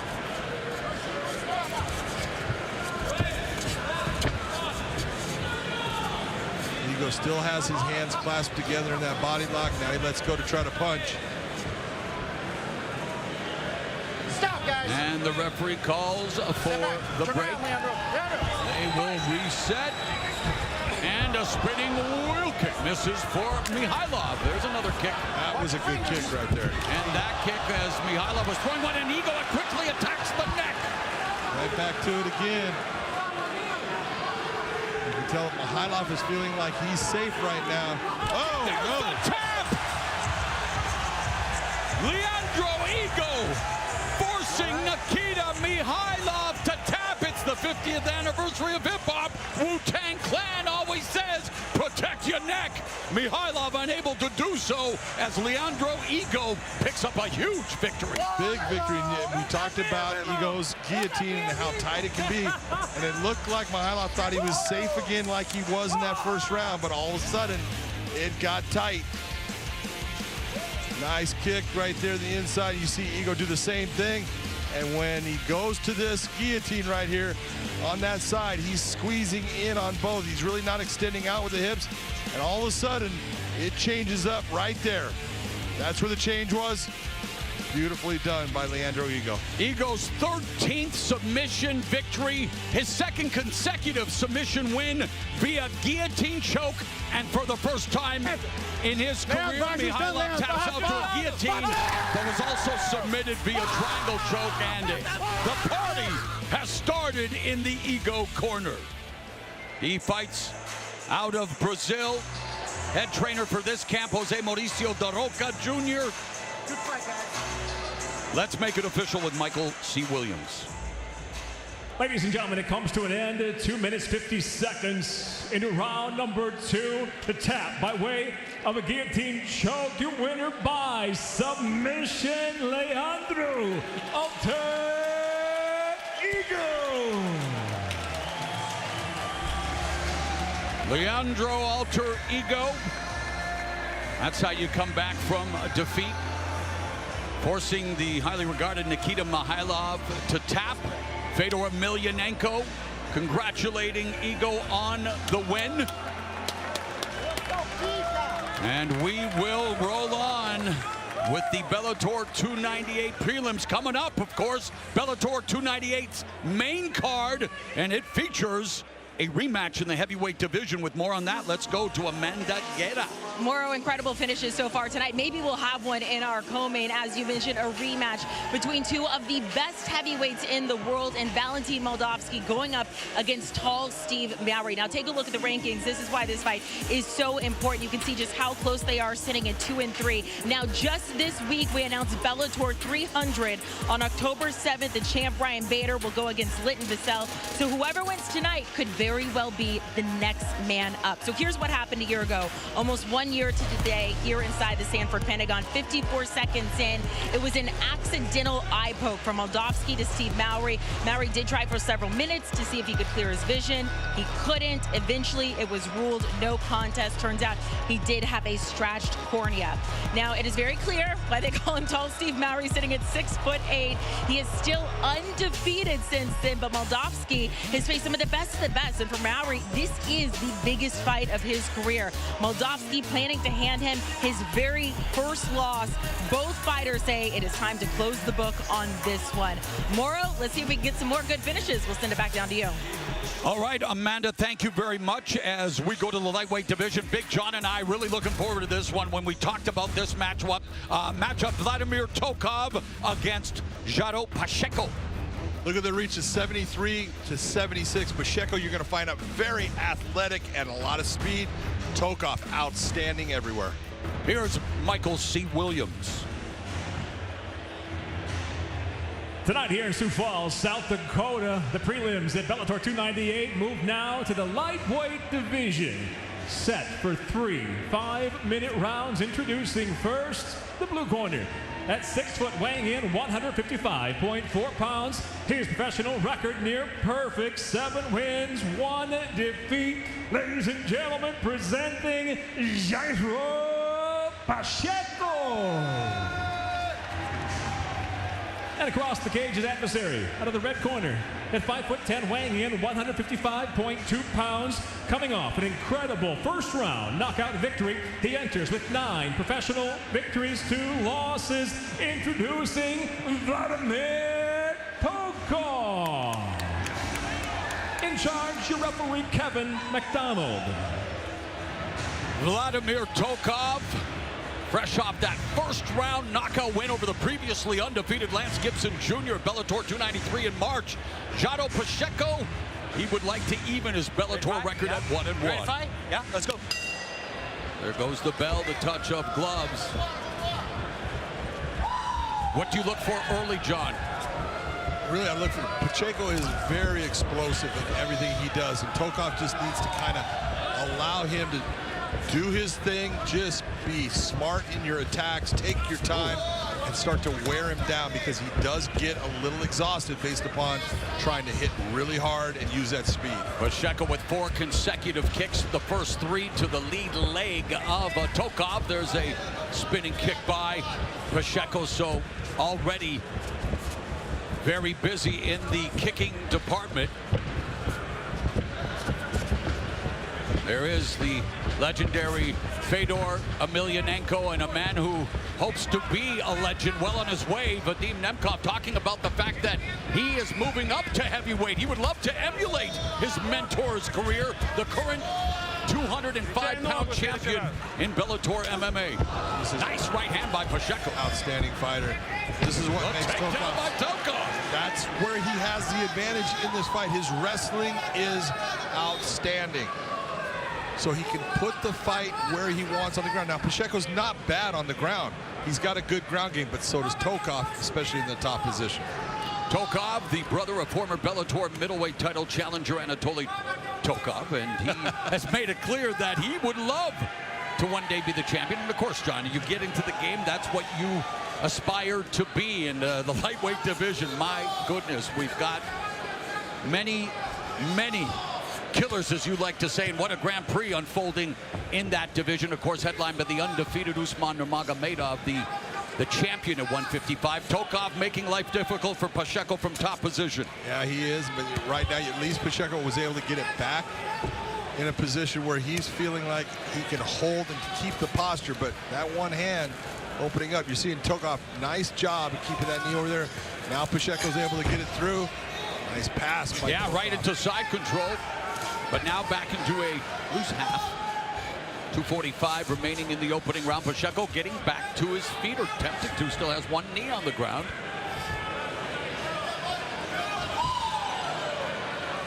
That type of knee right there that Tokov is landing doesn't look like much. It's putting a Charlie horse. It just makes your muscles start to tighten up. Peko told us that he felt that Tokov's wrestling was his biggest strength. No doubt about it. Tokov's wrestling is outstanding, and you got good jiu-jitsu. You don't want to always be, you say, oh, you can be off of your back. Yeah, but I'd rather be in the top position, especially with MMA when it comes to striking. Tokov telling us he's very versatile, as well-rounded as he can be, always adjusting his game accordingly. And of course, at 27, just entering his physical prime. Absolutely.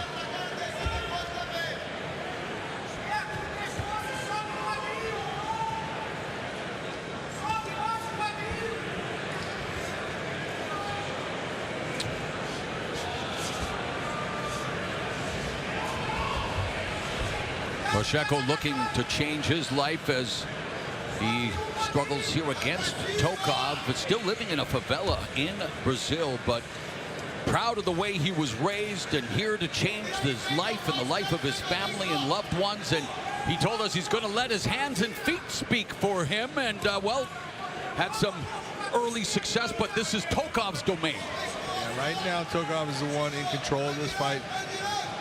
Peko is trying to land those shots. The biggest problem when you're throwing punches backwards like that is your own body is slowing that punch down as it's getting towards the target. So it doesn't do a lot of damage. Doesn't mean that you can't hit your opponent, but it's not going to ever do anything that really damages them.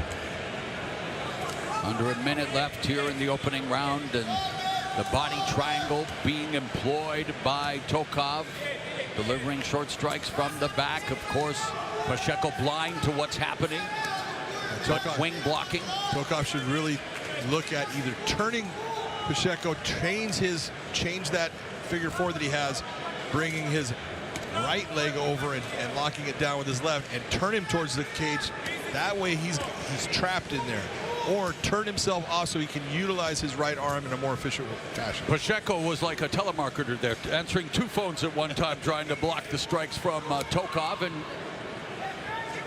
and Tokov very comfortable in riding out the rest of the round from this position. Of course, the body lock, a very tough position to break out of. Clean break. Open up.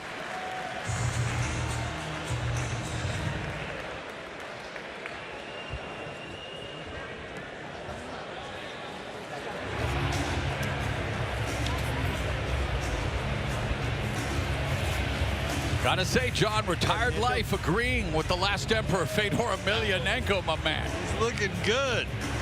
Looking like, oh, I can come back. How good did Tokov look, or how good did you know? What's your appraisal? Tokov looked fantastic when he went to his strength, which was wrestling, brought the fight to the ground, got the back, basically dominated the round for the most part. You can look at, Peko landed a couple of shots, but those shots they're giving him credit for are ones that are going back, like I'm saying, they're not doing any damage. That's not a significant strike.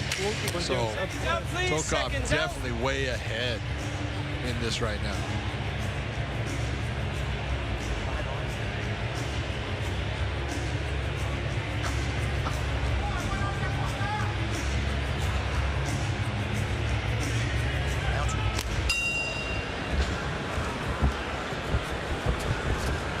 This is round 2, and immediately Peko with an aggressive attack with the overhand right, then the push kick to the midsection. Nice snapping right hand by Peko. Left, right, and that caught, but then Tokov with the timing, the low single going in the ankle pick. For a minute, I thought he was hurt, but he went for the ankle pick. He was shooting down on that leg, and that is a beautiful takedown. Great transition by Tokov. Continued on with that takedown attempt.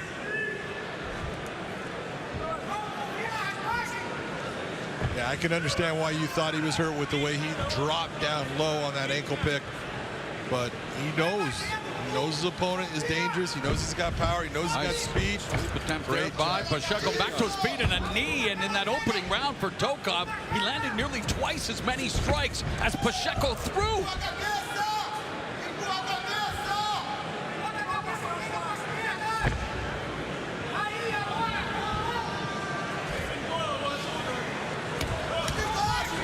Shots from standing position by Peko. With his head trapped, that's a little difficult to get that takedown, but he's got his hands clasped, so he needs a drive. There you go. Drive to the side. Nice work by Tokov. Tokov went 1 for 1 in the takedown department in the opening round. 2 of 3 now here in round 2. Peko again putting his passing leg forward. And now he has the arm, but he's not Tokov is not in any trouble right where he's at. In fact, now he's got the back. He's got that back waist lock and just keeping Peko neutralized. Peko with a back elbow to the face. Peko wants to stay high right now. He wants to drive himself towards the cage, get up on top of the chest with his hip area, but he's unable to do that. You see Tokov slowly just driving him down.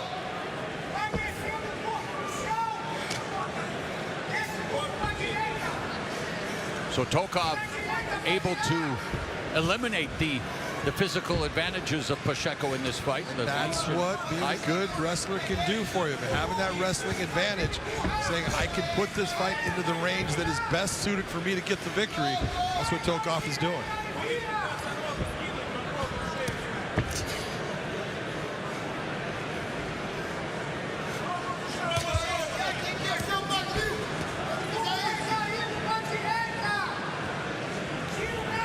Again, the body lock is Vladimir Tokov's key here, and short strikes from the back, and Peko not even trying to break the grip, obviously, because that of course opens up his head to an attack. So he's, what is that, caught between the fence and a hard place? It's caught between the fence and a hard place there. Almost got that figure 4 broken. He needs to just push that leg up. Now he's got it broken, so start to drive himself backwards. He wants to drive towards the head of Tokov. That way he can sit out through it. Tokov, nice job of just maintaining that position. Peko wanting to get back up to his feet. Tokov doing a good job of taking out his base and lacing. You can look for a knee bar right here. Pacheco looking to break the grip of Tokov. But Tokov able to see them down again.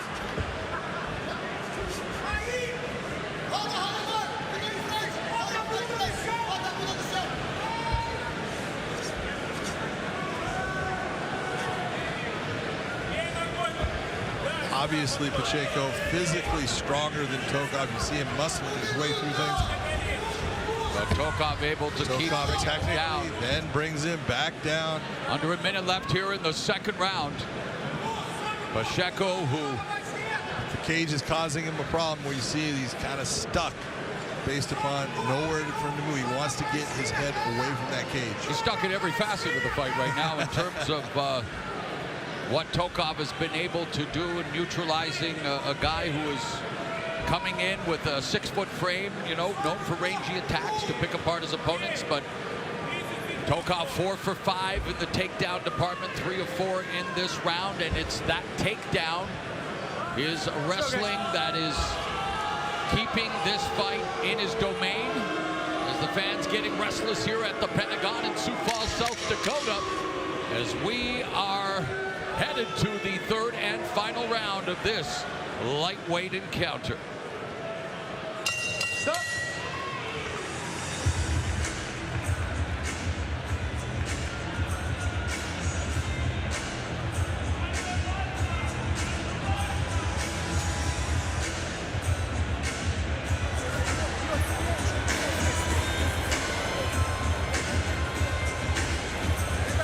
You know, Pacheco told us that his size and his will to win would be his biggest advantages. He's going to have to really impose his will on Tokov in the final frame. Yeah, because there's no doubt he is 2 rounds down here. So he's going to have to do something impressive to either finish the fight or dominate Tokov in the round.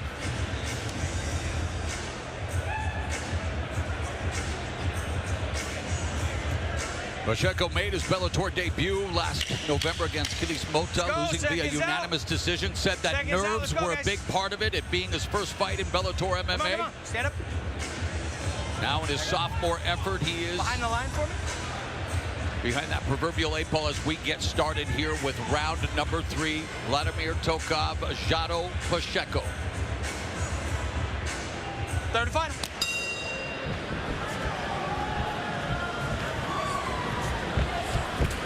Body kick by Pacheco. Very clean. Right hand by Tokov. Another body kick by Pacheco, trying to keep distance, but immediately Tokov able to dart in, secure the single, bring Pacheco back to the mat. But now Pacheco looking to take the back of Tokov. He was looking to, got hard, trying to swing that left leg over, get that hook in. But the wrestling of Tokov right now, and since he's controlling that leg, that is keeping Pacheco from being able to do it. But those punches, those work. When you're wrestling and someone's punching you in the head, it changes your ability to stay with what you're doing. Elbows from Pacheco. Tokov maybe looking for that momentarily the backdoor escape, but it's Pacheco now controlling, getting the hooks in. Nice work by Pacheco. And now Pacheco with the rear mount. Pacheco with 4 minutes left in the fight, trying to reverse his fortunes in this matchup, needs to exploit this situation and maximize this position, but easier said than done. Looking for the belly down armbar, and the defense on display by Tokov as he's able to defend, but Pacheco doing what you would expect someone to do in the third and final round of a fight he has to know he's behind on. He was going for the finish there, but he got a little sloppy in it. Gave Tokov a route out. And now Tokov is back to that figure 4. He's on the back. You know, Fedor was known for the belly down armbar, and there was Pacheco looking to give one of his students a dose of it. But 3:15 left here in the round, and it's now Tokov back to where he has spent the majority of this fight, John. Exactly, you know, but this time at least his head is not on the cage in the same way. He can move. He's keeping his hands clasped together. That makes it very difficult to get rid of him. And Tokov maneuvers to the back, delivers a knee to the gluteus maximus, and another one. Watch the spine, watch the spine. Referee warning him about the spine. And it's not the spine. Since we're on that subject, want to give a big shout out to Patricio Pitbull. Recently had surgery in that area, and the Bellator GOAT on his road to recovery, going to be returning in 2024. Took a fight on what? A couple of days notice in Japan at that Bellator versus Rising. Lost to Chiro Suzuki. Oh, and Tokov got caught there by Pacheco. Oh, 1-2, and Pacheco hurts Tokov, and Tokov changing levels, a little sloppier now. Pacheco lift legs, and Pacheco now in a position to do some damage. This is Pacheco's chance. He's got 2 minutes left in this round. He can do a lot of damage. I was saying Tokov looks really tired. I don't care who you are. When you're tired, fighting is horrible. Under 2 minutes left in the round, and Tokov hands down, mouth open. He comes with a jab, the overhand right. Pacheco, gets caught with the right from Tokov. But there's not a lot of steam on that shot. Oh, there's a lot of steam on that right hand by Pacheco. Right. And the takedown yet again by Tokov. Talk about opportunistic. Wow, a huge takedown for Tokov, John. Big takedown, and that put him in a position where he can ride this out. He's going to get the win because he was in trouble against Pacheco there. He's landed, scored 1 takedown in the opening round, 3 in the second. Now 2 for 4 here in the final frame for Vladimir Tokov, as Pacheco was beginning to build momentum, had hurt Tokov with the strikes. Tokov able to take him down, and now with less than a minute remaining, Tokov will try to stay on top, but look at Pacheco. Pacheco looking for that sweep. He's got beautiful sweep right into full mount and ground and pound from Jaro Pacheco. Drama here in the final minute of the round and the fight.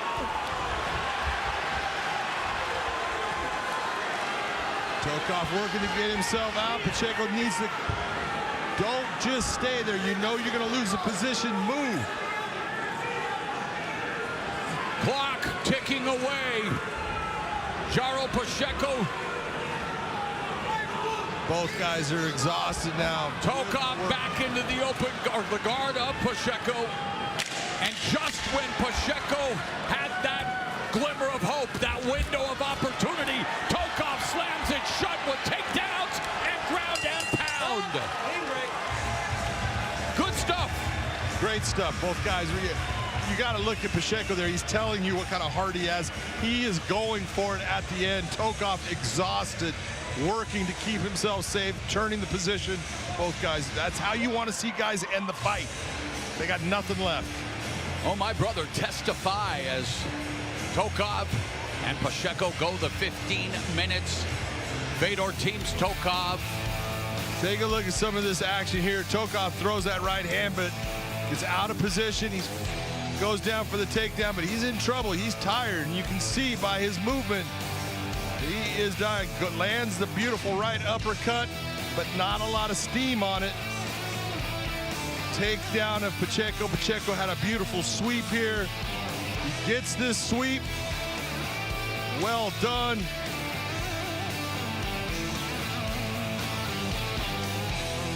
There comes the sweep.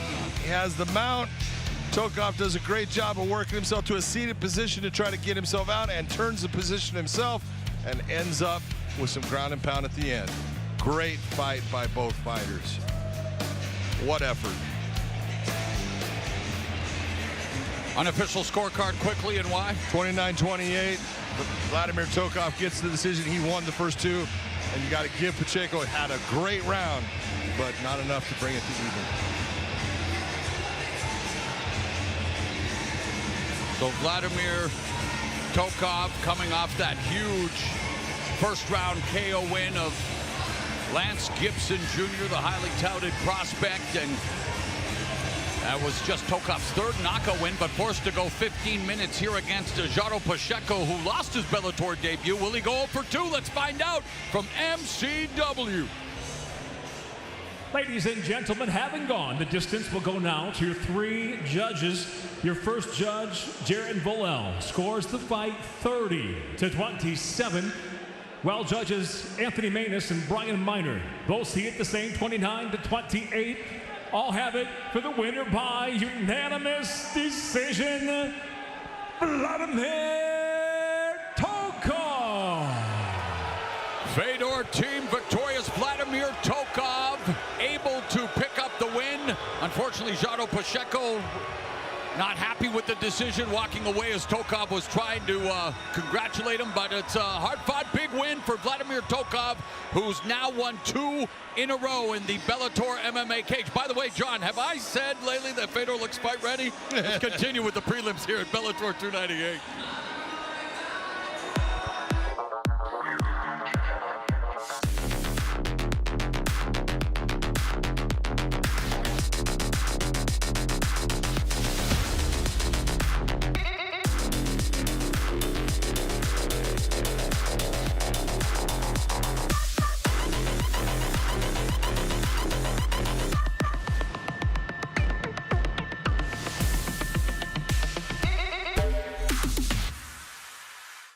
Hey Bellator Nation, follow us across a large array of digital platforms and stay up to date on everything you need to know. Like us on the Bellator Facebook page and see exclusive videos. Follow us and get instant updates on Twitter at Bellator MMA and get a chance to have your tweet live on the broadcast. See amazing pictures on Instagram at Bellator MMA. Join Bellator Nation today. A storm is heading for Sioux Falls, and there's nowhere to hide. It is all over! Logan Storley wants another shot at the belt. Incredible stuff! But Brennan Ward is a fighter reborn. The ref has stopped the fight. Ward has come back. It's a 5-round backyard brawl. Bring on the 5th. Between 2 of the welterweight division's best. You can't stop now. Bellator MMA, Storley versus Ward, tonight on Showtime. Here at the Pentagon in Sioux Falls, South Dakota, Bellator 298 prelims roll on. Canada's Josh Hill taking on Dagestan's Kasumov, who's fighting for the first time in Bellator. First time ever, 22-5. Josh Hill has faced the very best of competition, 14-1 for Kasumov. Let's go to Michael C. Williams. For all those joining us tonight live in the UK on BBC iPlayer, we welcome you here to Bellator 298 as the prelims continue on now with 3 5-minute rounds in the bantamweight division. Introducing the blue corner at 5'6", weighing in 135.8 pounds. His professional record, 14 wins, only 1 loss, presenting Kasumov. And across the cage is adversary out of the red corner at 5'6", weighing in 136 pounds even as a professional, 22 victories, 5 defeats. Introducing gentleman Josh Hill. And your referee in charge, Jason Herzog. 36-year-old gentleman Josh Hill wants to show that he still has what it takes to beat up these young killers. Kasumov, he's a 29, comes into Bellator with 4 consecutive finishes. Round number 1.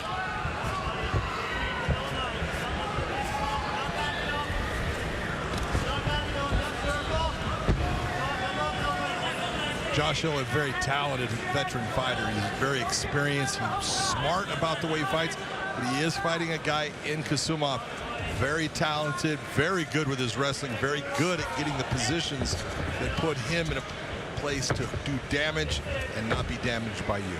Hill is cerebral. He's also a mental performance coach. He sees this as a high-level chess match, a tactical fight with the Bellator MMA newcomer in close quarters. Kasumov going to the body with the right hands. Hill trying to back him up. They disengage. Kasumov from Dagestan has been training at AKA in San Jose, of course, from the Abdulmanap Nurmagomedov school, the late father of the legend Habib Nurmagomedov. Hill caught that body kick by Kasumov. And John, would you be surprised that when you ask a fighter from Dagestan what their greatest strength is, that the answer would be wrestling? No, but the one thing about Kasumov, he's so good with his wrestling that he'll take chances. He'll do things like flying knees. He will take chances in the stand-up because he believes in his wrestling so much. Now, Josh Hill is he's not a chump when it comes to the wrestling. He's a really good, solid wrestler, and he's a very good, intelligent fighter in taking the fight to where his strength is and being in this grind right here. There's a Hareguchi right into the takedown. He's got twice as much professional experience than Kasumov. And that's what he wants to use to break him down. He knows that this is not going to be a fast fight. He knows that what he's up against, but he knows that he has the experience to put Kasumov in positions that he's not been in the fights and have him make mistakes that lead to a victory.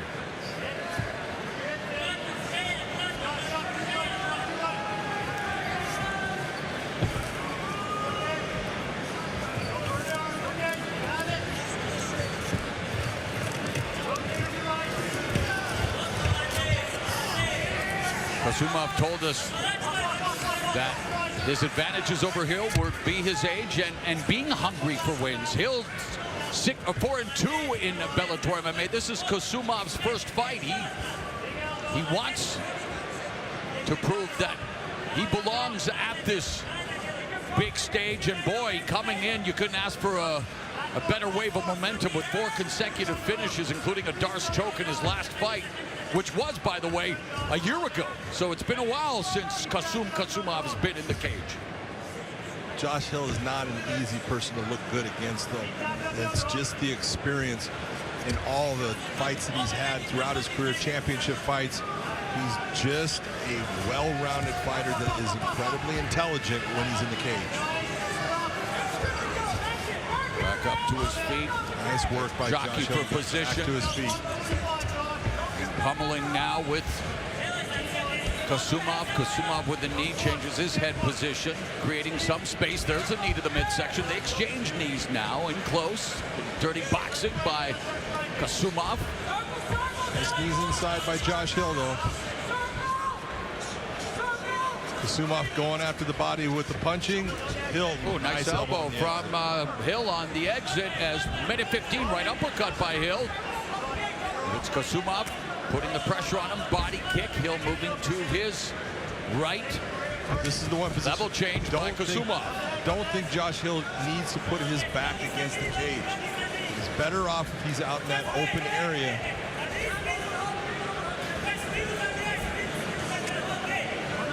Kasumov 1 for 2 in the takedown department. Final 45 seconds of the first round. It's body shots by Kasumov, and Hill with some short strikes, pinned up against the fence, trying to wall walk. Gets back up to his feet.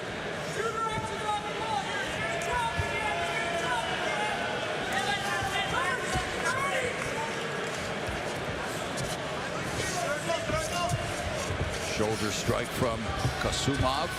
Knee from Hill. All the action here at close quarters. Trying to extricate themselves. There's a collar tie, single collar tie by Kasumov, and a knee. So a gritty 5 minutes here between Josh Hill and Kasumov.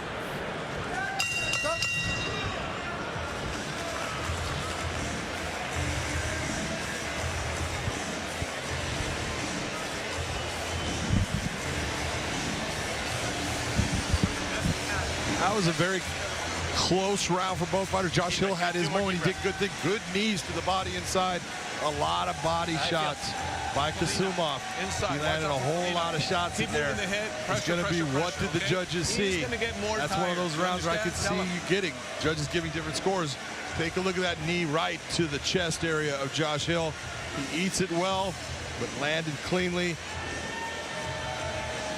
Here we have Josh Hill. It goes with the elbow strike across. And then on the exit, beautiful elbow by Josh Hill there. Go, get up, up. Nice uppercut on the exchange. Both guys had that moment where they were winning the round. But I think Kasumov in the end is probably going to get the scores by the judges.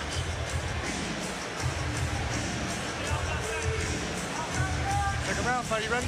Ready? Fight. They touch gloves to begin round number 2. And Kasumov getting instructions from the veteran Javier Mendez, trained a roll call of champions at AKA over the years. The jab being established by Kasumov as Hill has that right hand blasted to his face. There's a low calf kick by Hill. Now trying to take away that lead leg of Kasumov. Not a bad tactic by Josh Hill. Kasumov was the first one to land that calf kick, and Josh Hill went, oh yeah, I forgot about that here. What you want of mine? Nice jab by Kasumov. Recently retired Bellator vet, former UFC champion Benson Henderson, responsible for really making that calf kick a popular thing in mixed martial arts. Oh yeah, man, it has changed the scope of so many fights. Hill trying to change his fortunes there with those strikes. Kasumov started to feel pretty good though, because he started smiling there. He's having fun. And like you said, John, yes, he's a wrestler from Dagestan. It's mixed martial arts. He trains at AKA, known for their striking techniques and putting it on display here in this fight as well. It's you would expect him to do. Nice, again, Hill very committed to the attacking the lead leg. There's a short right hand by Hill. He's fighting out of the southpaw stance. As soon as I say that, he changes, and then there's that swimming back elbow. Almost tried to do what Anderson Silva did to Tony Strickland over. That's exactly what it was. The elbow that Anderson's coach said, no, that will never work. Prove it wrong.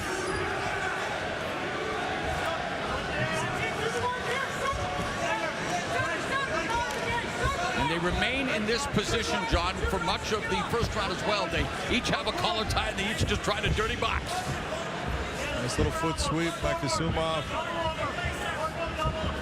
Like I said, Josh Hill's wrestling is very good. Got great balance, great base. It's not easy to move. Kick blocked by Hill. And Hill goes for a kick, and that gives Kasumov an opportunity to crash the pocket, and now there's a right uppercut on the inside by Kasumov. Nice knee to the liver by Josh Hill. Past the midway point of the round of the fight. Josh Hill has landed how many of those knees to the midsection? It's been his most effective strike throughout this fight. He's 4 of 5 here in round 2 in terms of knees. Ducks down, knee from Kasumov. Just over 2 minutes left in the second.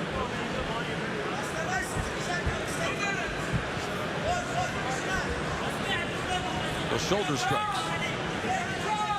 More to make you move. They're not going to end the fight. You get a lot of people are going to sit there and say, oh, well, Conor McGregor against Cowboy. It wasn't the shoulder strikes that stopped Cowboy. But they can be effective, and they will make you move. That was a good impression of a troll. Thank you very much. 1 minute 30 seconds left in the middle frame. I haven't been on social media in 5 years, buddy. It's a reason for it. Oh, nice right left by Hill. Good combination right there. But Josh Hill's starting to give too much ground. That's what he's got to do. He's got to set Kasumov back, make Kasumov get to his back foot, and stay off of that cage with his back. Because at this point, Josh has nowhere to go. And you don't want to be in a position where you don't have anywhere to go. Right here, he's okay, but he can't step back any farther. Can't find the range either as Kasumov uses his right hand to try to set up the takedown. Again, well defended by Hill. He is taken off his feet, but he's looking for the choke. He is looking for that choke right now. Not sure that Kasumov has never been stopped. He has one loss that came back in March of 2019 via unanimous decision against Charles Henrique. Sorry, John. Very difficult to get that choke to be effective when you're not engaging your legs. Nice up elbow by Kasumov. Josh Hill has 4 submission wins, all 4 via rear naked choke. 20 seconds left in the second.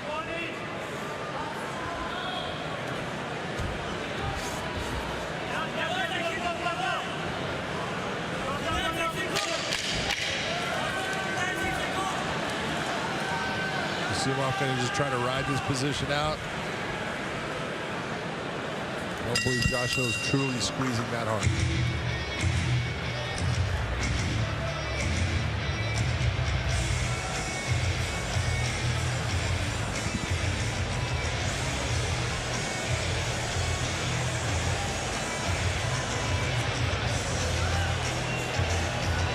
John, how do you have it after 2 rounds? This fight pretty easy. I think you look at Kasumov, but I do think that Kasumov has a problem with his hand. I saw him kind of shaking it out. Might have broken his hand on Hill. And I apologize. Let's listen in here. Jump in the jab. Right, but touch. Move the big shots. He'll tell you what he wants. Stand tall, you hit the body. Sit down, you go an uppercut. But we're just not jabbing enough. That's a close round. At best, we're even. Come on, divide. Okay. Another sellout crowd here at the intimate confines of the Pentagon in Sioux Falls, South Dakota, here to support South Dakota native Logan Storley. He'll headline Bellator 298 against Brennan Ward coming up later tonight.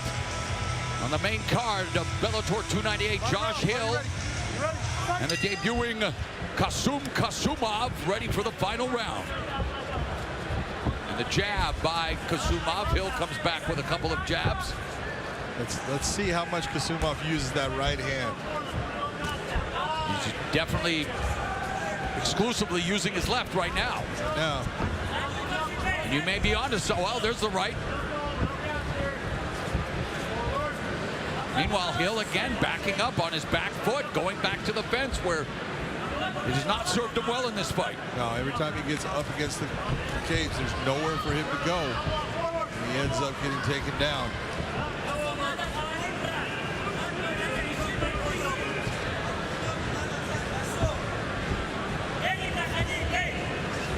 Kasumov started freestyle wrestling while in high school.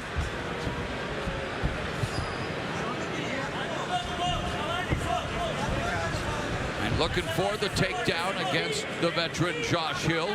Hill coming off that split decision win over Cass Bell in March when Bell missed weight by 9 pounds. Ended up being a featherweight fight. This fight being contested at 135 pounds.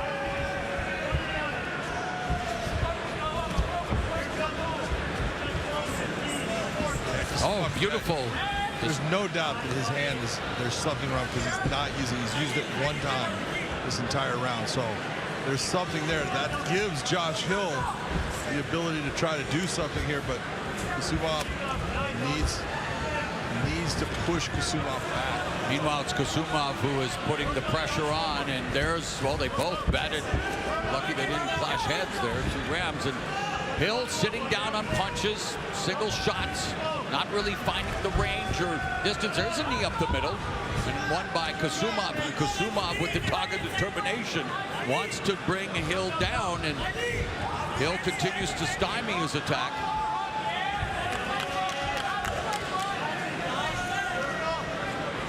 There's an elbow again from Hill on the exit.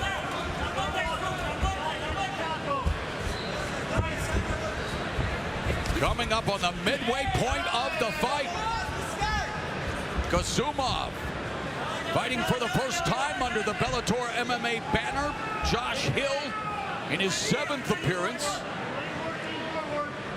That bantamweight division, as deep as it gets.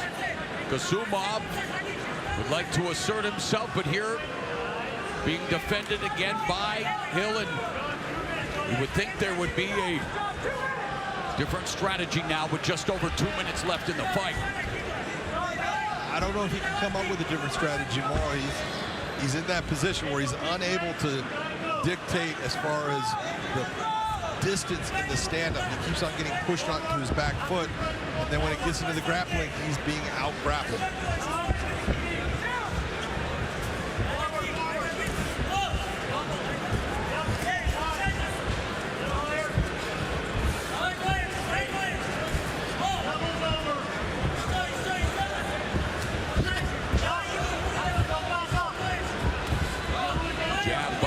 Kasumov, and Hill timing the right hand, clinching, overhook employed by Kasumov.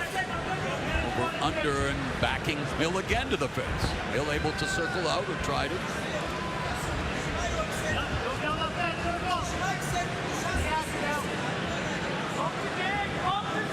Kasumov has landed 78 of 143 strikes. Hill 55 of 132. Of course, that's all strikes. But if you break it down in all of the striking department, it's Kasumov with the advantage. And in terms of the wrestling, Kasumov with the advantage. 2 of 7. Hill hasn't tried a takedown attempt. He's going to that body again with the knees. He's been successful with those.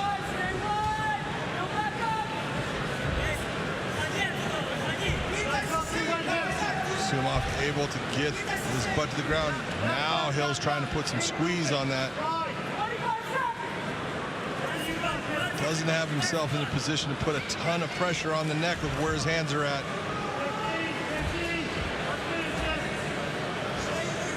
There he's trying to lean over to get that leg up, start to engage the legs.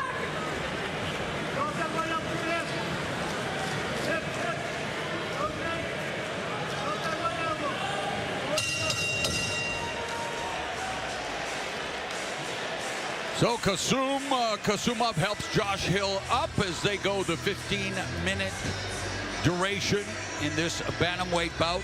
Kasumov hoping to be victorious in his first fight inside the Bellator MMA cage.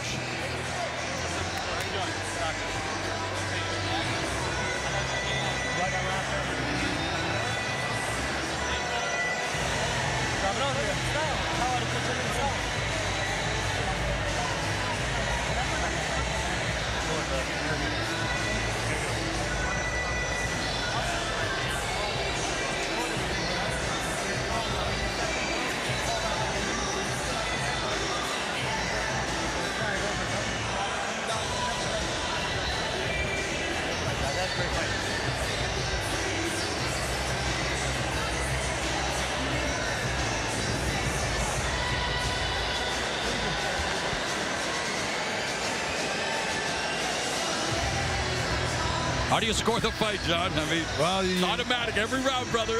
Real simple. You got Josh Hill working in this, but he lost every round. I would have it 30-27.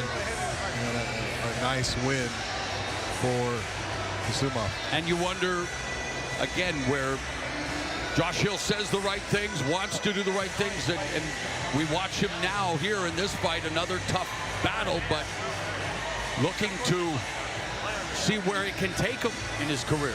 Well, at this point in your career, you gotta kind of figure out what are you fighting for, because are you looking for another title run? If you're looking for another title run, you got to win these fights, so it's not there. All right, let's see what the judges have determined in terms of this fight. And oh, guess what, John? Again, lots of time. But I do see Michael C. Williams walking into the cage. He'll be the next voice you hear.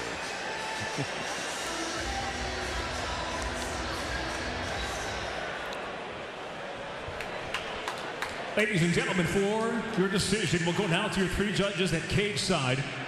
Your first judge, Anthony Maina, scores the fight 29-28. He sees the fight for Kasumov.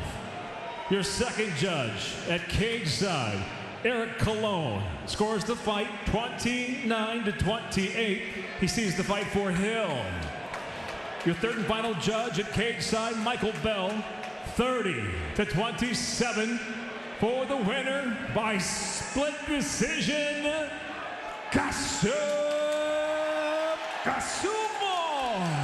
It's split decision. Kasumov wins his Bellator MMA debut over veteran gentleman Josh Hill. Kasumov improves to 15-1. Josh Hill drops to 22-6. Let's go to Amanda Guerra. Mauro, I know I don't have to tell you this, but I will tell everybody, in case you do not know, we have an absolutely stacked middleweight division, and tonight we're going to see 2 of the top 10 fighters who are ranked go at it and try to shake things up in this division. Take a look at the rankings. You got number 4, Dalton Rasta versus number 6, Aaron Jeffrey. But I want to take a look at some of the other names here, because Aaron Jeffrey may be ranked lower, but he has beaten Austin Vanderford. Austin Vanderford, Dalton Rasta, Johnny Evelyn, they all trained at American Top Team. Aaron Jeffrey has already taken down Vanderford. He plans to take down the other 2. However, it will not be easy. Undefeated in his professional career. They call him Hercules for a reason. Dalton Rasta undefeated. He has called Jeffrey too slow, too small. He says he hasn't faced anyone good. Obviously, we know that's not true. But both of them say the other is in for a rude awakening. Also, a little trash talking between these 2. Very gentlemanly at the weigh-in. However, behind the scenes, that's not necessarily been the case. We'll see what unfolds inside the cage coming up on our main card. Mauro, we'll send it back down to you. All right, thank you very much, Amanda. Compelling confrontation coming up at featherweight. He's known as Skywalker because the sky is the limit for the undefeated 23-year-old Lucas Brennan, who battles the veteran Weber Almeida. You got to look at those records. 8-0 undefeated for Lucas Brennan. Only 1 loss for Weber Almeida. This is the kind of fight you look forward to. And Brennan, 12 years younger than Almeida. Let's go to Michael C. Williams. Tonight here, Bellator 298, the prelims. We go now to a feature fight set in the featherweight division. Scheduled for 3 5-minute rounds. Introducing first the blue corner at 5'7", weighing in 145 pounds even. His professional record, 7 wins, just 1 loss. Hailing from Cuiabá, Mato Grosso, Brazil. Introducing Weber, the Silva Almeida. And across the cage is adversary, fighting out of the red corner at 5'10", weighing in 145.4 pounds. As a professional, he's undefeated, 8 victories, no defeats. From Frisco, Texas, introducing Lucas Skywalker Brennan. In charge, referee Bobby Wambacher. At only 23, Lucas Brennan tied at 2nd for the longest active win streak in Bellator with 8 straight to begin his career. Weber Almeida, 4 of his 6 knockout wins have come in the opening round. Weber, you ready? Lucas, you ready? Let's get after it. Bell, round number 1. Second generation, mixed martial artist Brennan, of course, the son of Chris Brennan, the West Side Strangler, and you just spend any amount of time with this 23-year-old. He's well read. He has actual library full of books. He's an avid record collector, meaning vinyl. Oh, that was a big shot. He just got hit with the left hand, and he is able to immediately level change, but that's the first time I've seen Brennan get hit like that. That was a clean, hard shot he took, and I was just going to say, look, this is the classic striker versus grappler. Weber Almeida's got power in his hands. He is a very good karate-style striker, where Lucas Brennan is fantastic on the ground.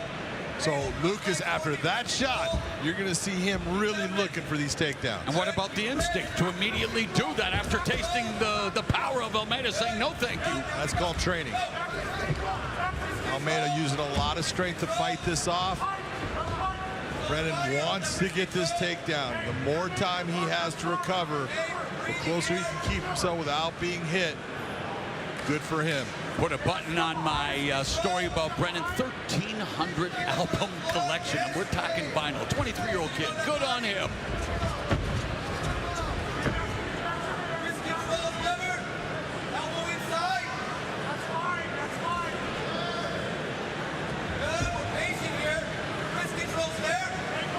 Almeida, he's had quite the background as well. Professional musician, a flute player. Bit of a Renaissance man, writing a children's book. Nice work by Weber Almeida to get out of that. Goes right back to that left hand. Oh. Okay. So the karate-centric style of Weber Almeida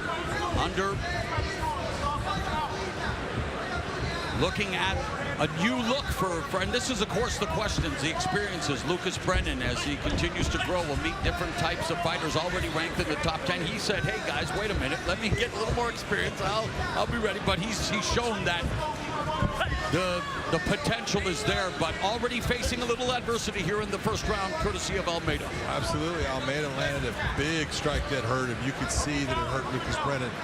And it's that karate style. You know, Weber's a student of Lyoto Machida, who is known as the Dragon, and, you know, has done so well in MMA. Had a fantastic career. Well, he fights in the same manner. He controls the range very well, just like Machida, and he explodes in. And when he does, you got to be on point with your defense. Of course, Brennan saying that we had just seen surface level material from his fight game, and we hadn't really seen what he's capable of doing in the striking department, and now forced to deal with the striking acumen of Weber Almeida. Well, we've seen that Lucas Brennan has the ability to absorb a big strike and stay on his feet and keep himself safe. So that's a big part of fighting, but you don't want it to happen. Oh, and the counter left down, off balance goes Brennan. He does have a knockout win against Will Smith, but that was in 2020. His lone TKO win for Brennan, but Weber Almeida with the advantage in the striking department. No doubt about it, and you saw how smart Weber Almeida was. He did not follow Lucas Brennan down. He said, no, you're not hurt enough for me at this time. You step back into my world. Brennan from the southpaw stance, trying to find the range. Almeida with lateral movement back to his southpaw stance, and there's the shot by Brennan, well defended by Almeida with the overhook. He's got his hands locked around the body now. It's a little bit different. Nice job by Almeida. Got his hips back there. Let's utilize the cage as a balance point. Pummeling now in the final minute of the first round, has the underhook. Great job to get that underhook by Almeida. Turns the tables. Now they switch positions. There's a Muay Thai plum knee up the middle by Brennan.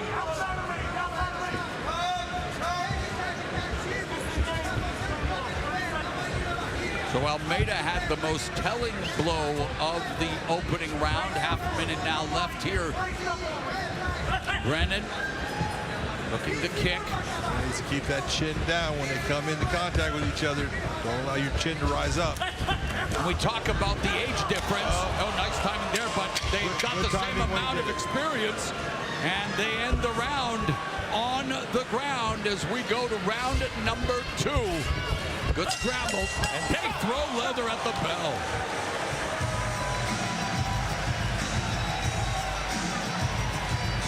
That was a very nice round for Weber Almeida. You take a look at the shots that he threw, not a lot, but when he did and he threw, he landed with power and he did damage, more damage than Lucas Brennan was able to do. So that was a nice round for Weber Almeida. Okay, got it. Okay, to the front real quick, please, Rafael.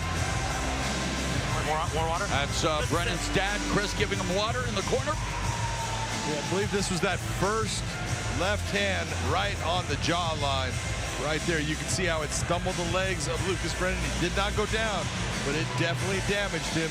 And here again, lands a clean left hand that puts Lucas Brennan down.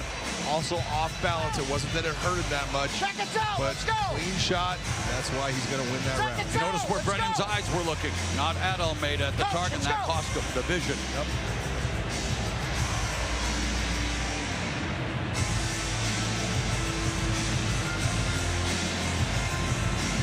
Weaver, you ready? Lucas, are you ready? Let's get after it. Round number 2. Scheduled for 3 in the featherweight division. Brennan coming in ranked number 8 already. Almeida would love to take his place. There's that blade stance, the karate-centric stance by the student of the aforementioned Lyoto Machida. He can explode at any time. He needs to have those moments. He needs to continue to go after Brennan with those strikes. Don't let him get comfortable. Nice job with the sprawl there. Heavy hips down. Lucas Brennan not finding the takedown coming that easy against Almeida. Might want to think about switching things up. Look towards the Imanari rolls. Some other way to bring this fight into his world.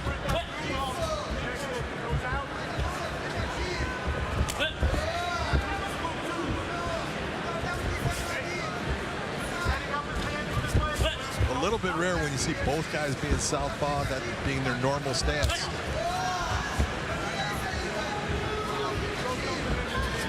Southpaws they're used to working against orthodox fighters. So when you face a southpaw, it's a little bit off-putting to you too. Almeida snaps the kick to the lead leg of the southpaw Brennan, attacking the calf.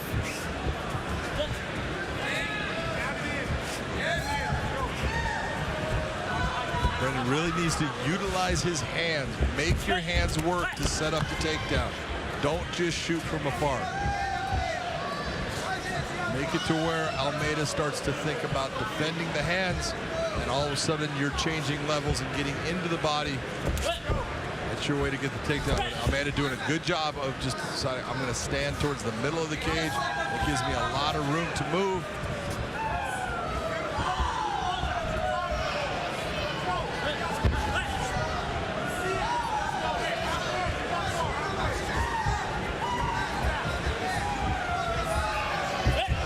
Brennan putting on a little pressure on Almeida, but Almeida back on the front foot, carrying that jab, switching to southpaw.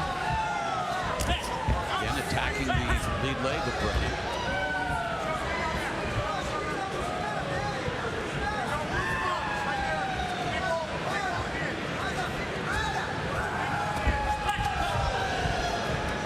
Brennan on the left hand there. Nice body return kick by Almeida, and the naked shot by Brennan, backing Almeida to the fence.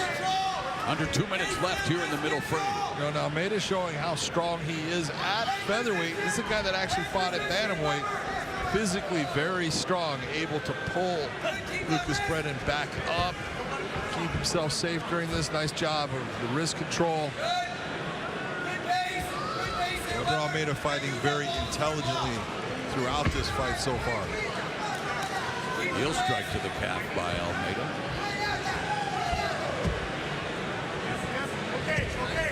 Now he's got the, you see where Lucas Brennan's at. Now he gets his hands up high, clasped together in the double underhooks.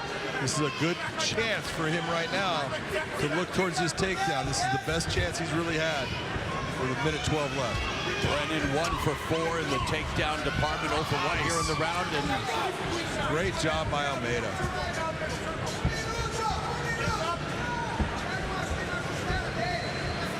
Final minute, Almeida now in orthodox stance. And the head kick.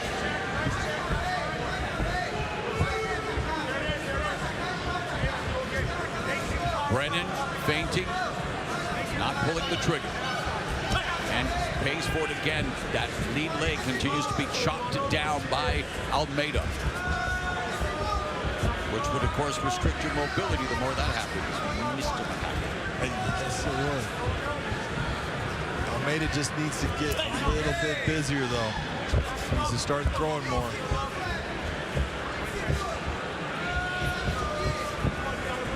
Brennan, same thing.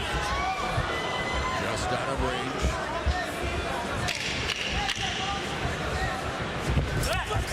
This kind of round right here, either guy can win this kind of round because the judges aren't getting a lot of info from either one of you what's landing. So right now, I have Weber Almeida up 2-0, but it could be that this is an even fight going into the third.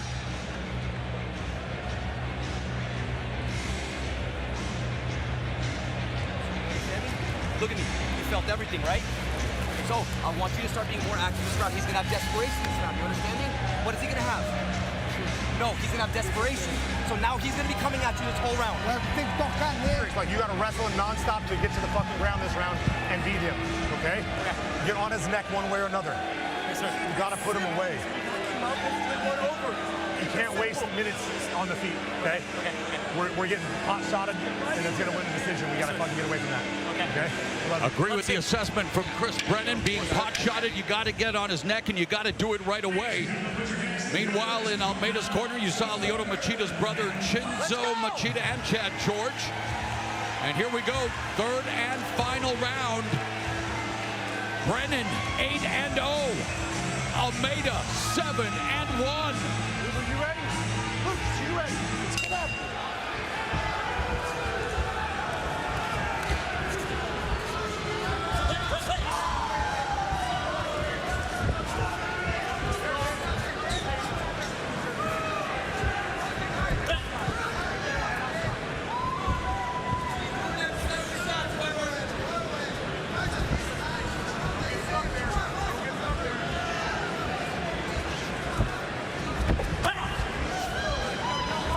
Almeida initiates the first attempted offense in the first 30 seconds here of the final frame. Oblique kick, actually a stop to the knee by Almeida.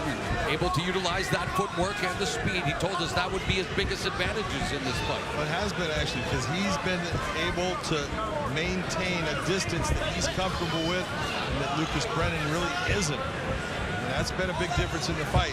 Neither guy's throwing a ton, and I'd like to see bigger output by both going forward as far as going after the opponent. Nice job by Lucas Brennan going after a opponent. To your point, sir, here in the third and final round, throughout the fight, Brennan now 7 of 35 in the punch department. Almeida 8 of 31. Almeida with a bigger advantage overall, but that's an incredible lack of output. Incredibly low output with the hands.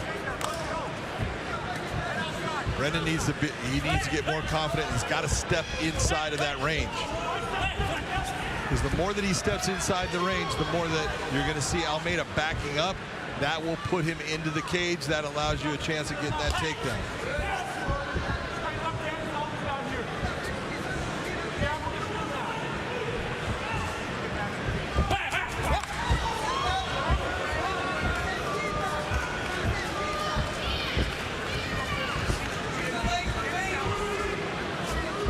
Guys just waiting. You can't wait. You got to go forward.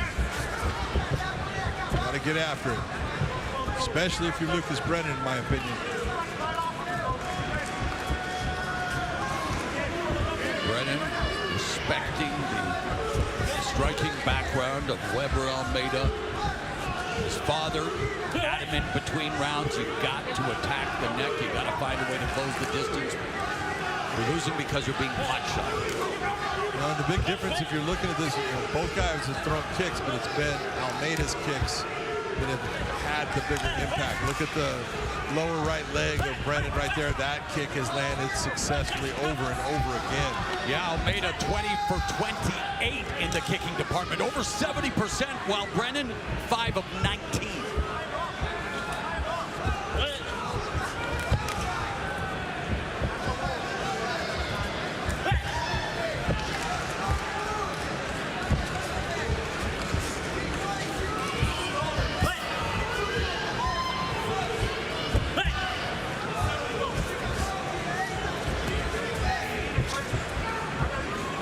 Coming into this fight, Lucas Brennan, 8-0 with 1 knockout, 6 submission wins, including his last 4 victories. And knee knockout, Mamma Mia! Just like that, Lucas Brennan blows away Weber Almeida in a come-from-behind special.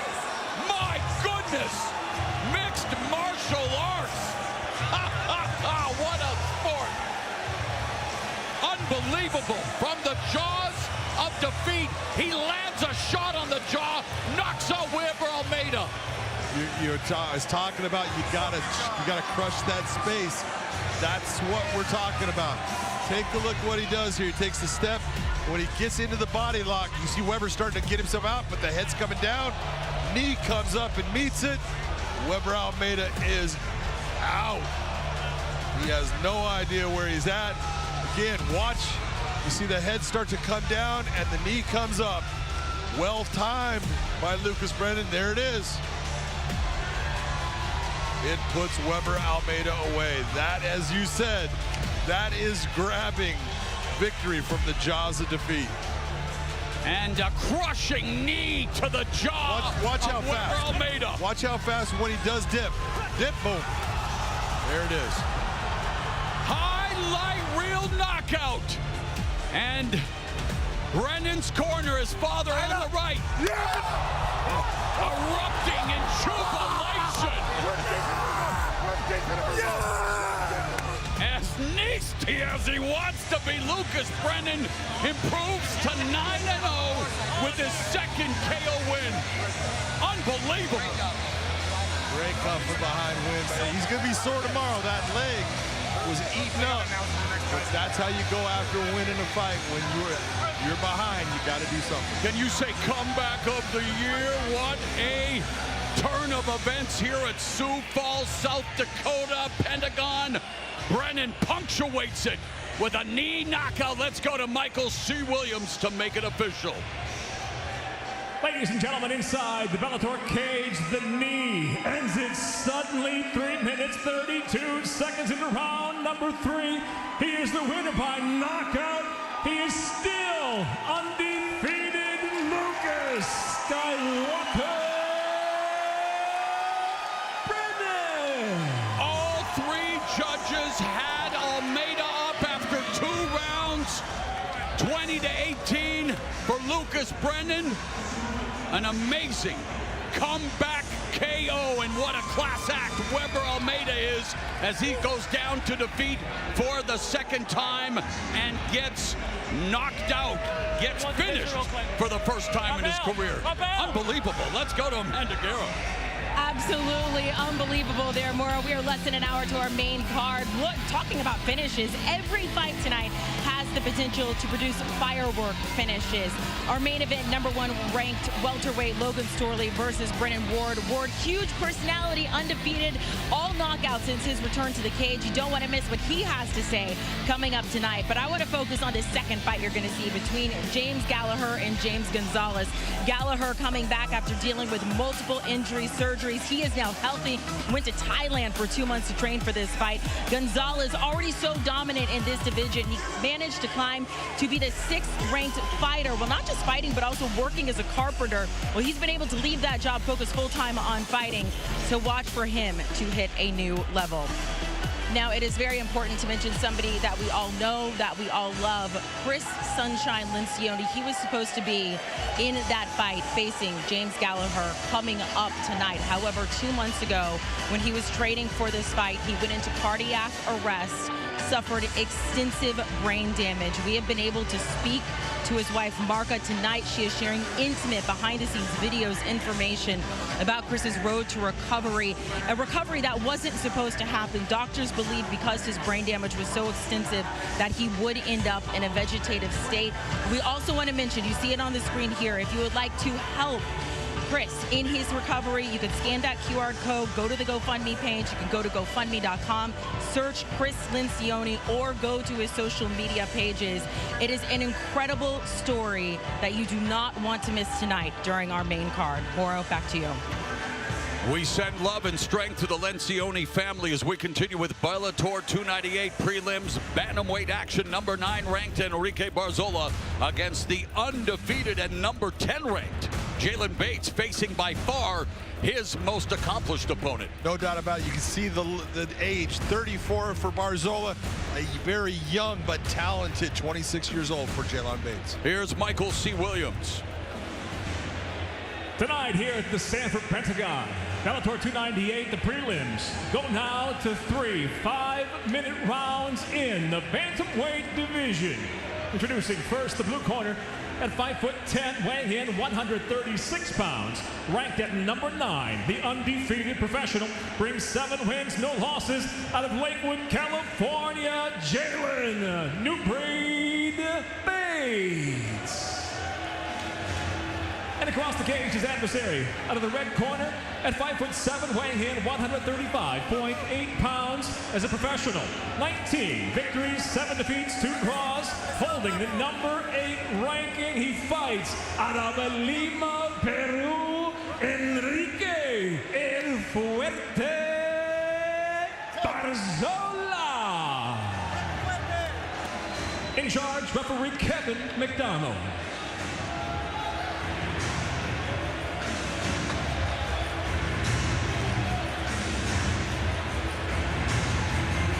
Ready to fight?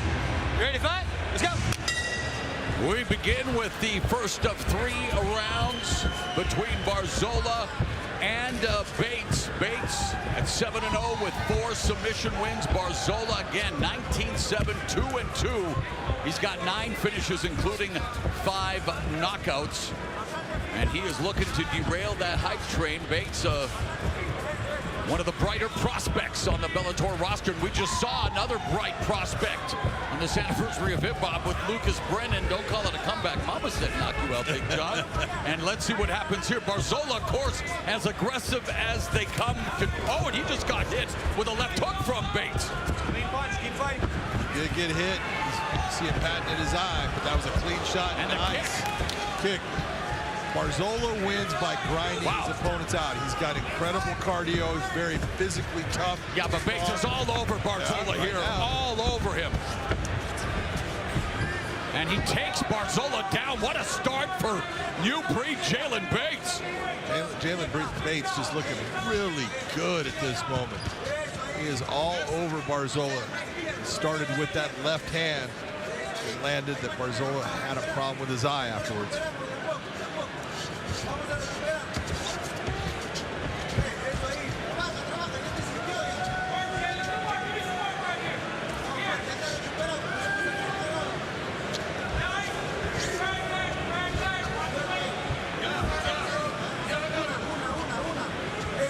Last fight, Barzola was at 145, defeating Eric Perez.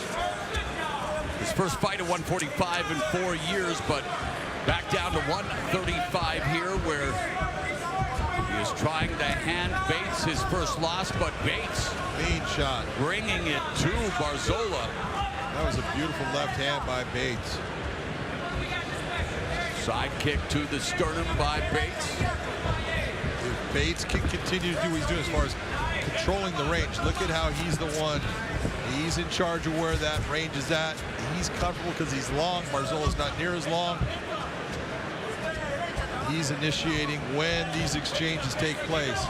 Barzola really not being able to counter at this moment. Barzola was a part of the Bantamweight World Grand Prix, won in spectacular fashion by Patchy Mix just past the midway point of the opening round. Barzola now looking for the takedown, and Bates doing his best to try to stop that from happening, but he gets put on his back here with 2 minutes plus left in the round. So Barzola now looking to dominate from top position. This is the type of grinding fight that Barzola is so effective with. He gets top position on you, and he just makes you work. He gets you up against the cage, and he makes you work. And he pushes you past your comfort zone. And before being taken down, of course, Jalen Bates, who is a member of Team Body Shop, we see a striking style reminiscent of his training partner, A.J. McKee. Very much so. Both very talented, great athletes. But Jalen does not want to be on his back with Barzola in the top position here. He needs to either try to look towards getting himself back to his feet, reversing the position, looking for a submission, but you can't just stay here and try to defend. Can opener by Barzola, and he's, of course, very aggressive from top position. There's that piston-like left hand from long range, and Bates on his back, heel strike to the midsection. Now wanting to control the posture, Barzola looking to pass to side control, and does so now in cross-side position. So, great start by Bates, going on the attack, and now Barzola able to neutralize him, and now the clock ticking down here in the first frame. Absolutely. You know, Bates did damage to Barzola, but now Barzola is doing his own type of damage to Bates. And this is the type that it lasts with you, because he elevates your heart rate, he makes you work hard, and you just can't recover in time to get ready for that next round and be where you're comfortable. Big step up in experience for Jalen Bates, 26 years of age. Ground and pound from Under 20 left in the round. Bates looking for that reversal. Beautiful job of jumping over by Barzola. We expected a good matchup between Enrique Barzola and Jalen Bates, and so far they are delivering after 5 minutes.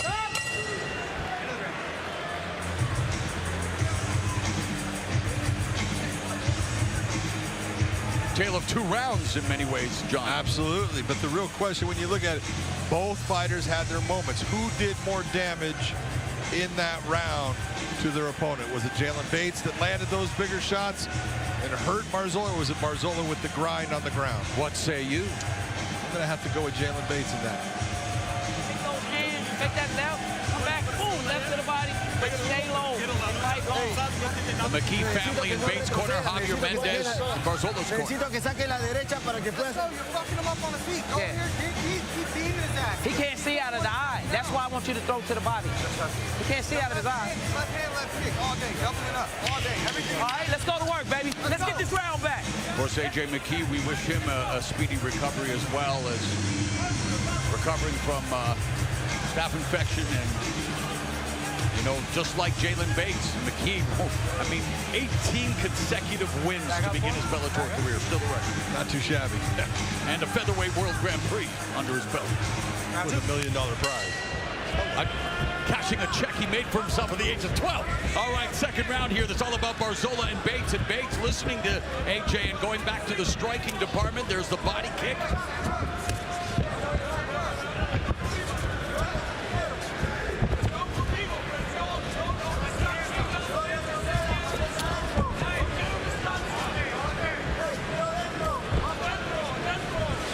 Bates able to start the second like he did the first, putting his strikes together.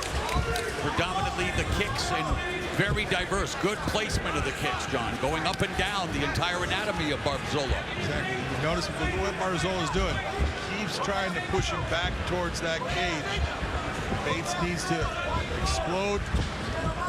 Go after with combinations. They're going to push him back. Don't allow him to put your back on the cage. Good presence of mind. Bates there attempting the takedown. Saw that it wasn't there, immediately evacuated. Right uppercut from distance by Bates. Back to southpaw. And he's winning that foot battle. His lead foot outside of the foot of Barzola, able to land that left, but there's a counter right from Barzola that just missed. You can see Barzola still is wiping at his eye. Now they're hand fighting, trying to control the lead hand. Body kick, level change, well defended by Barzola, but Bates lets it go. Knee to the body by Bates, a little wild with the strike. Stop. Okay, that hit. Wait. You okay? All right, back up. Time in.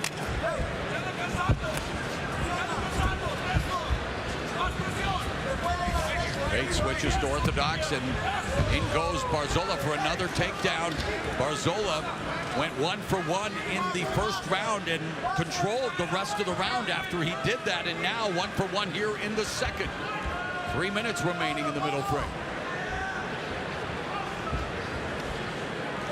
This is Enrique Barzola's type of fight. He wants to take you to the ground, and he wants to just grind on you. He wants to put shots into your body. He wants you to have to work hard at trying to getting him off, and he stops everything that you do. This is his game plan in every fight, and this is why he is the toughest opponent that Jalen Bates has ever faced in his career. And so it's a big step up for Jalen Bates. Yeah, Barzola, a volume striker, has been known to be relentless with his ground and pound and trying to maximize the position here, but well defended now by Bates. But it's Barzola trying to work from side control. Bates has to be careful here too because of the positioning. Give up his back. Just over 2 minutes left in the round. Be careful where he sticks that arm, because that arm triangle can be put on pretty quick. Barzola loves the arm triangle. He's good with it. He's got 4 submission wins, all via rear naked choke, but we have seen him go to the arm triangle many times. And so Bates, These are the questions you want to see answered in the evolution of a fighter. How do you deal with a more experienced opponent when you're on your back, when you're in positions you're not being used to, under the bright lights of the Bellator MMA stage? And look at that shoulder pressure by Barzola, driving that head over to the side, and then he's just uses his right hand, open hand strikes, but all kinds of things just coming Jalen Bates' way. Posturing up, Barzola, ground and pound. Bates trying to block those strikes. Just over a minute remaining here in round number 2. Elbow from the bottom by Bates, but Barzola aggressive, striking.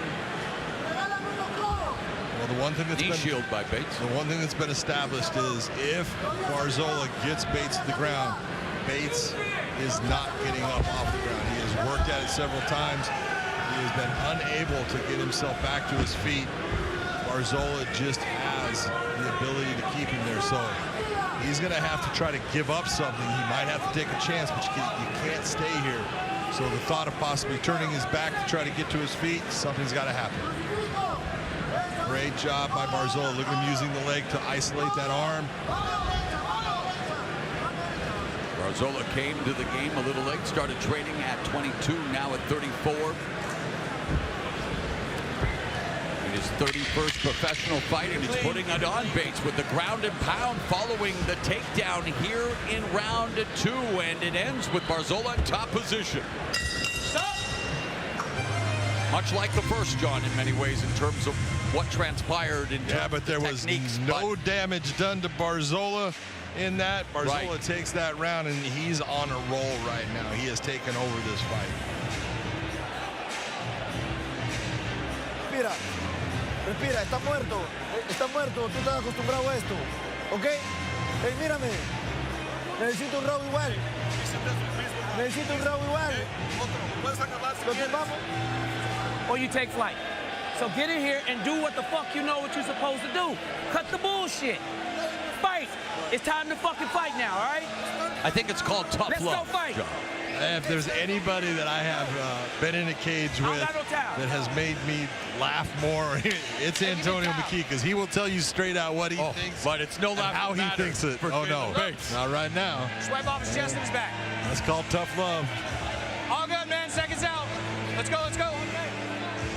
Jalen Bates' undefeated record hangs in the balance. Back up for me. Barzola wants to make it 2 wins in a row. Round 3. But this is what we're talking about when you have an experienced veteran going against a young fighter. That experience, it's tough to get past it because they've been there and done it. You haven't. Good kick by Barzola. Bates comes out with the kick.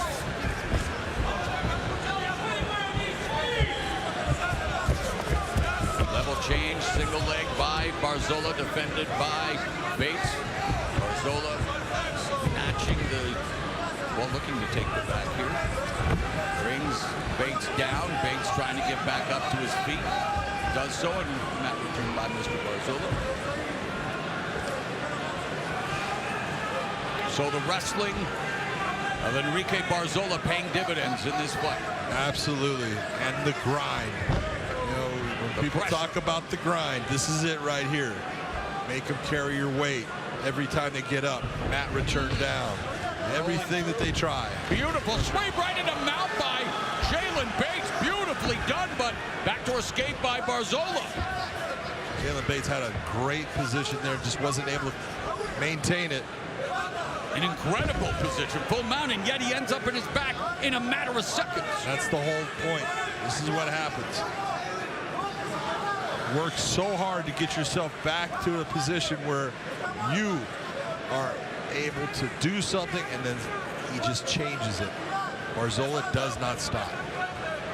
We saw Lucas Brennan deliver a dramatic come from behind knockout win in the 3rd and final round against Weber Almeida in our previous battle. And for Jalen Bates, he may have to come up with his own highlight reel finish here as he's in tough against Enrique Barzola, and the referee on now with Barzola with the shots, a lot of them blocked. But Bates has to get up and get out somehow, some way, but Barzola not going to make that easy putting in the hook. Yeah, absolutely. You know, there's a lot of weight with Barzola on top. This is not, you see people all the time say, well, just stand up. Yeah, you can try. Easier said than done. Exactly.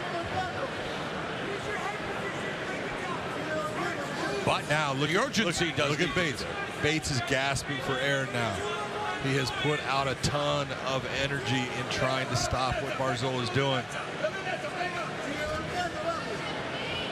When you can weaponize your cardiovascular system, which Barzola does in all of his fights, you become a tough guy to deal with in the cage.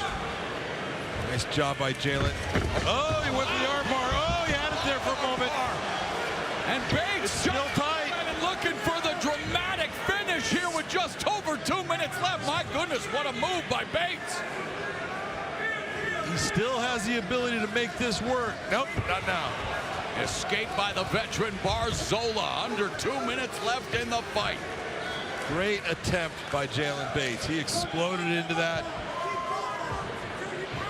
And back to side control goes Enrique Barzola, ranked number 8 at 135. Bates at number 9. Bates a minute and a half away from seeing his undefeated streak come to an end to begin his Bellator career. Barzola now has his back, ground and pound from rear mount, looking to put in the hooks. And now going for the neck.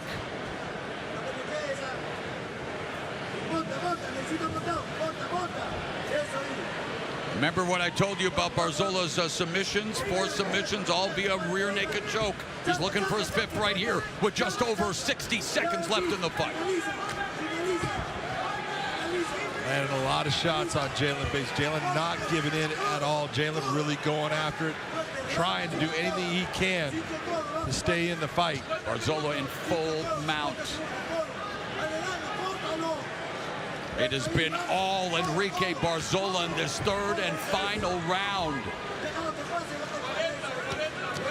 Hammer fists.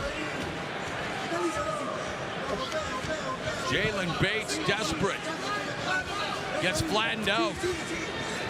Great work by Enrique Barzola. Look at non-stop, just keeps on. Levels to the sport.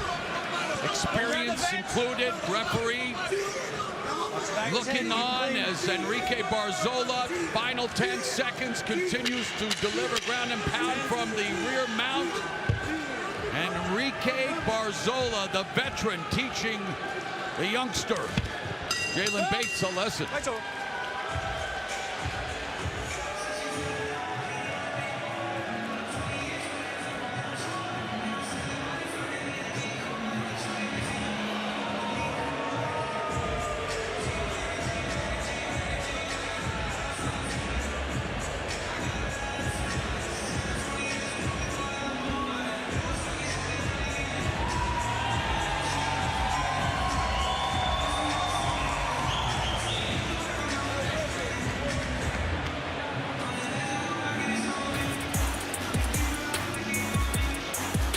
Here goes Jalen Bates when he went for that arm bar. He got it locked in. You saw when Enrique was able to step over there, that was a huge relief on the pressure of his arm. He was able to get it out. Both guys really going after it. You got to give it to Enrique Barzola and how he just keeps moving. He doesn't stop. He gives you no time to take a breath. He's after you the whole time. And in this fight, he really took over. Described as ground and pound, as relentless. That's what it was in that final round. Midway into that 1st round, he took over, and it was his fight from there. Let's go to Michael C. Williams with the official decision. Ladies and gentlemen, for the decision, we go now to your 3 judges: Brian Miner, Eric Colon, Michael Bell. All seat exactly the same, 30-27 all for the winner by unanimous decision, Enrique El Fuerte Barzola. Enrique Barzola knocks Jalen Bates from the ranks of the unbeaten. Bates now 7-1. Barzola picking up his 20th career victory via unanimous decision here at Bellator 298.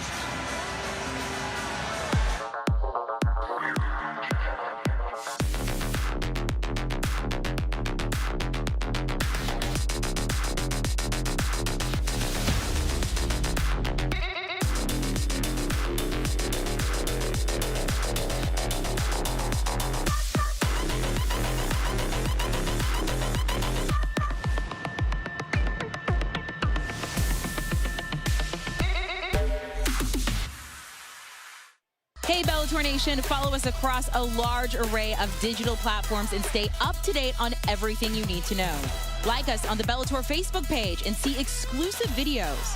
Follow us and get instant updates on Twitter at Bellator MMA and get a chance to have your tweet live on the broadcast. See amazing pictures on Instagram at Bellator MMA. Join Bellator Nation today. A storm is heading for Sioux Falls, and there's nowhere to hide. It is all over! Logan Storley wants another shot at the belt. Incredible stuff! But Brennan Ward is a fighter reborn. The ref has stopped the fight! Ward has come back! It's a 5-round backyard brawl. Bring on the 5th! Between two of the welterweight division's best.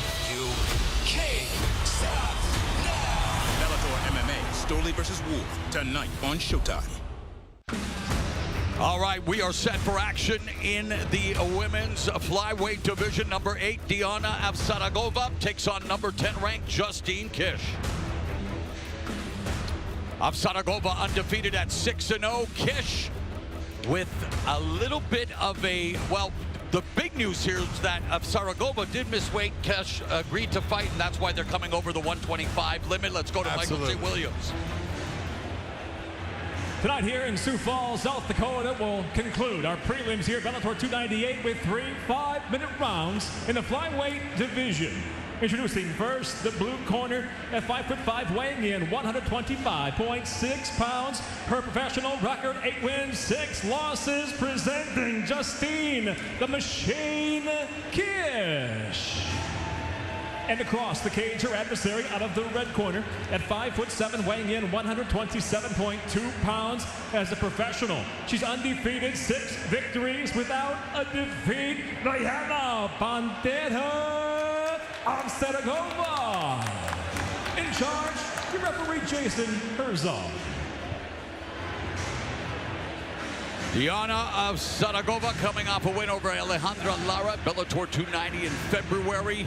Justine Kish suffered a torn ACL in her fight against Deanna Bennett, a loss at Bellator 284, which, well, tomorrow marks 1 year since that happened, so she comes back to the cage, she says, with 2 healthy legs.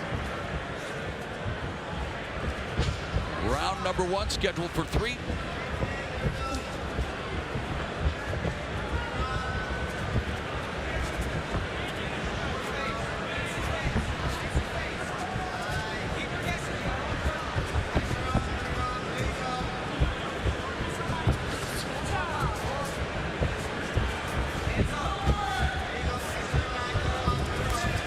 Avsaragova made a statement in her Bellator debut, 29-second knockout of Tara Graf. Known for her wrestling background, and John has told us in the past that because of injuries wasn't really able to use her wrestling, and now, though, for the 2nd consecutive fight, misses weight. Yeah, that's something you just look at and you go, well, you got to fix that. Because you signed the contract for a specific weight. Your opponent's going to make that weight. You have to make the weight. So there's no excuses, just none.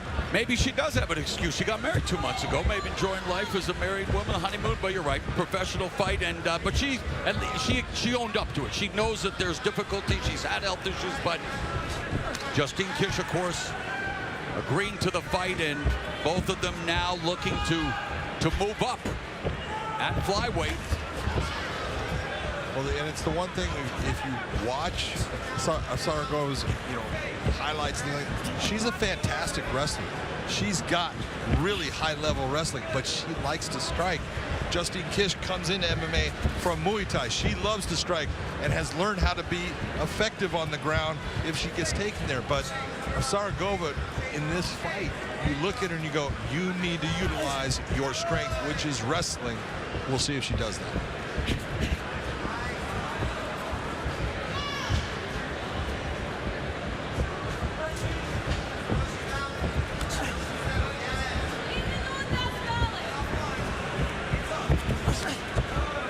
Lead right hand by Kish. There's a left from Avsaragova, utilizing lateral movement, left to right, and then the other way. Her lateral movement, what she's doing is very nice. Justine Kish is not cutting it off the proper way, and you're seeing that when Justine puts herself out of position, you're seeing Avsaragova go after her and land a shot.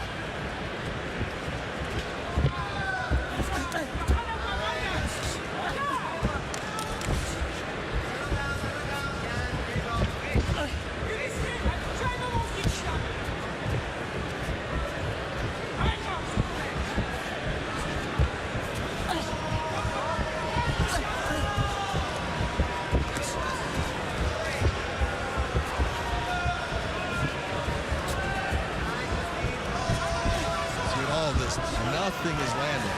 Nothing is landing here for either of the ladies. They need to take that next step in and make those shots land. Nice shot right there. According to our statistics, Avsaragova 0 for 45. Okay. In terms of punches thrown. I said it wasn't landing. I guess I'm right. It's a matter of, she's not getting that range. She's got good. There's a right hand for Kish. And she has those chances to try to land, but when she's throwing it, it's coming up short.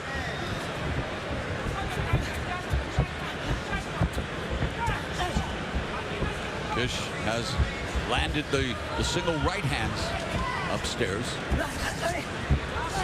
Body kick by Kish. So Kish being way more active for her efforts has just a few more punches landed. She's not been very accurate as well, but has at least scored some punches. A minute left in the opening round. Very cautious start, to say the least.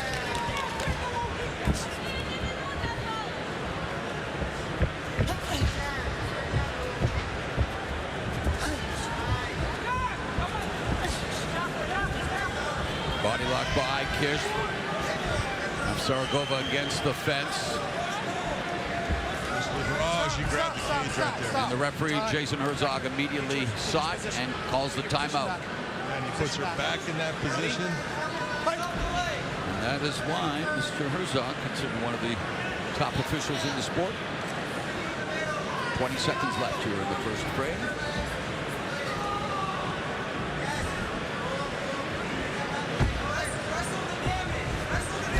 And it's Avsaragova.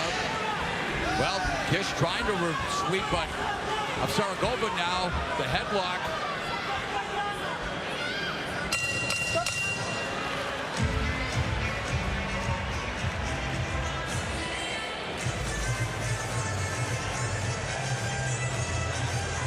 If 1 is the loneliest number, what's 0?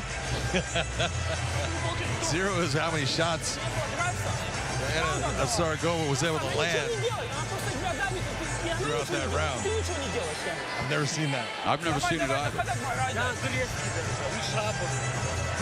Didn't Tony? I'm trying to think a boxer once won a round without. Oh, no, landing was Willie Pep, I believe, way back in the day. Was it Willie Pep, Henry Armstrong, something like that? I think it was Willie Pep. But I don't know how you do that either. I don't know how you do that either. It's called, because at the time they call it ring generalship. Yes. I call it boring. Is tactical another code word? Nice word, nice word.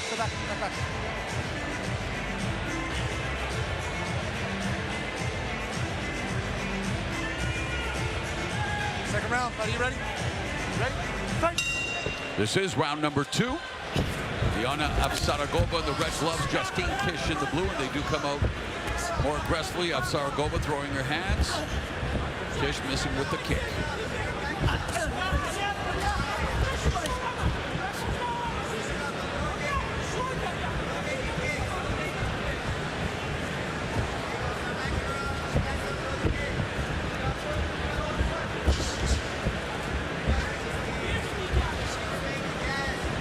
Reminder coming up at the top of the hour, Bellator 298 main card. 4 fights culminating with Logan Storley of South Dakota, former welterweight title challenger, went 0 for 2 against the current champ Yaroslav Amosov, looking to bounce back against the surging Brennan Ward, who since returning from his well-documented battle with addiction has won 3 straight via knockout. That's the main event. Coming up, top of the hour, Bellator 298 main card on Showtime.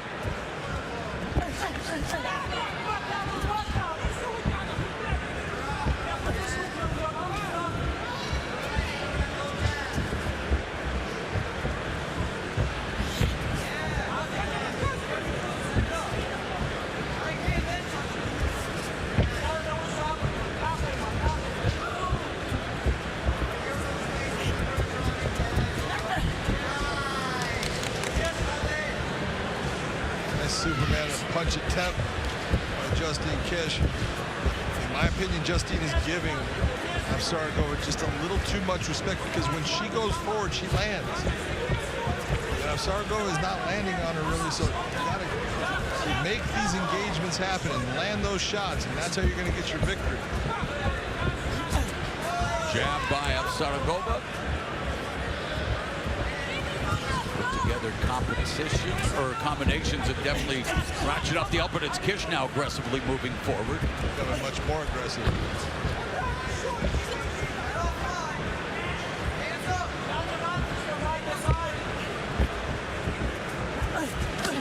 Oh, good counter right hand by Avsaragova, but Kish didn't land the body or the leg kick. That was probably the best punch landed by Avsaragova. And now she attacks the lead leg of Kish. Midway point of the round and the fight.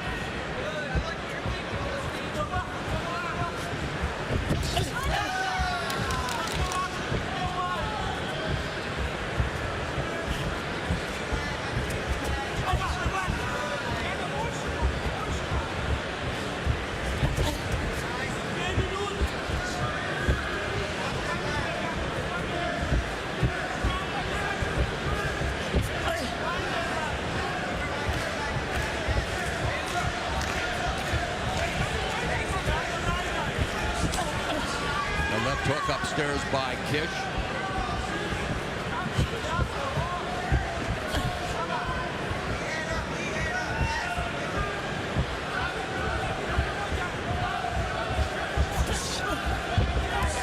Nice right hand again by Avsaragova as Kish landed the body kick.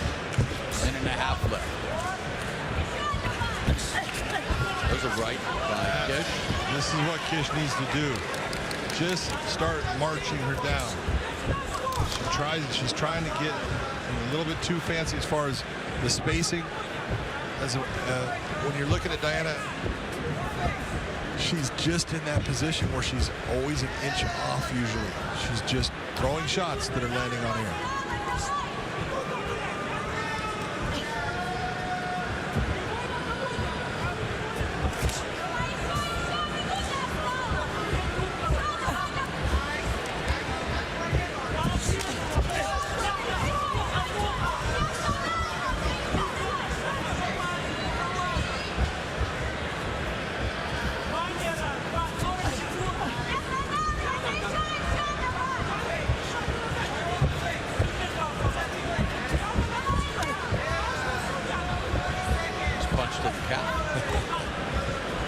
I'm just baffled by Avsaragova as far as she does not wrestle.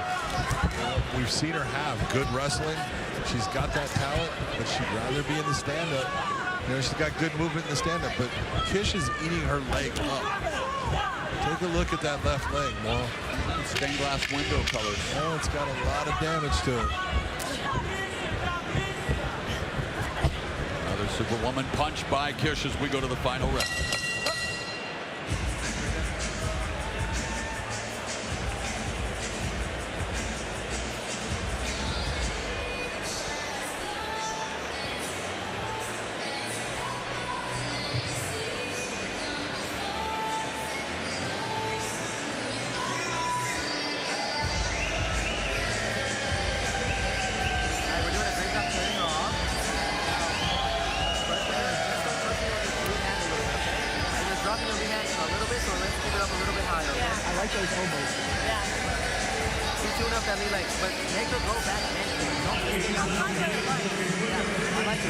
On a positive note for Avsaragova, she landed as many punches as Kish in round 2 and successfully bloodied Kish's nose. Both of them landing 9 punches in the round. Hey, get up, let's go, let's go. Up. Avsaragova's landed a total of 18 through 2 rounds. Kish has more than doubled her.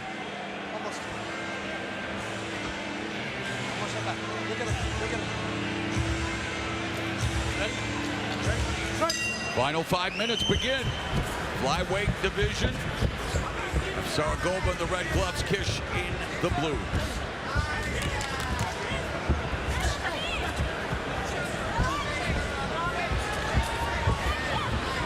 Kish coming out with a lot more energy coming after her.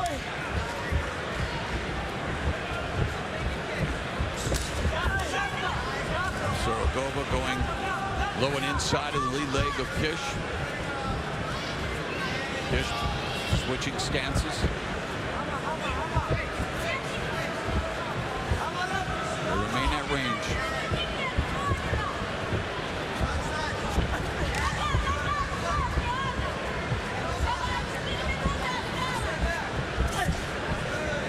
Jab lands for Kish, unable to stop Avsaragova from continuing her circling of the center of the cage and gets hot-shotted again, and it's Kish who's landing the punches here, John. Yeah, absolutely. Avsaragova is just running around on the outside, but she's not landing anything while Kish is coming in at times and landing shots. So she's going to have to switch this up.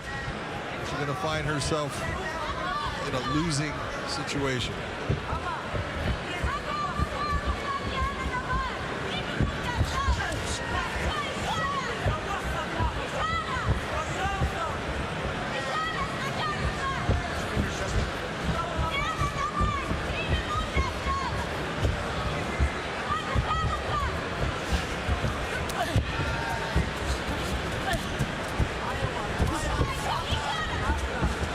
Nice jab. Yeah, stopped Kish momentarily, right, but just a single shots. Yep. When you're throwing just ones, you're not creating a situation where your opponent's going to end up making a mistake, because there's really only one thing coming at him. Counter right hand by Kish that landed flush on the face of Avsaragova. Got to throw in combination.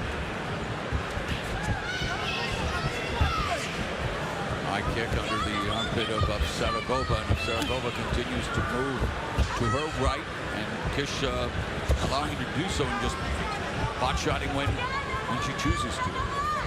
Midway point of the final three. And there's a big mouse under the right eye of Kish. And we talk about the lead leg of Avsaragova, the damage that's been done, and she's got mouse under her left eye, so when they have landed, they've done some damage, but not a lot of sustained offense by any means. That was a nice left hook by Kish, though. Nice right hand over the top. Max kick misses. Wide right and left by Kish. She's really starting to open up more, going after Avsaragova with a lot more tenacity.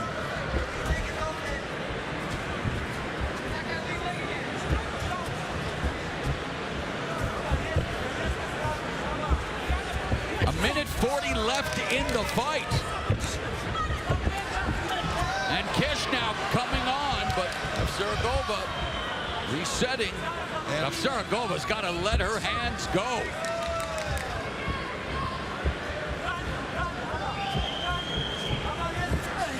Head kick misses for Kish. But hey, John, she's trying.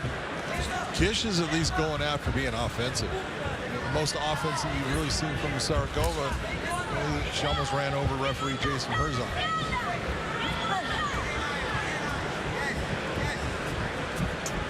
And we have hit the final minute of this, the final prelim fight for Bellator 298 main card, featuring 4 fights, gets underway at 10 o'clock Eastern from the Pentagon in Sioux Falls, South Dakota.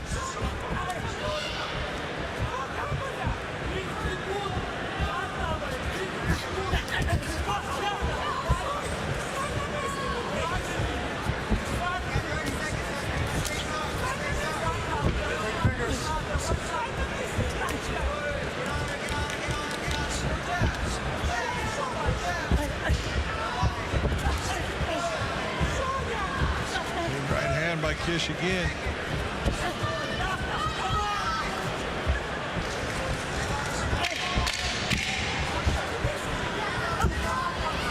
And Kish looking to close with a flourish, series of knees, and punctuates it with a right hand. Justine Kish getting the better of Diana Avsaragova tonight. Huge advantage statistically, but overall, not huge numbers. No, not for either side at all. But you know, you can't say double, more than double He landed strikes by. Almost tripled, my man. Close.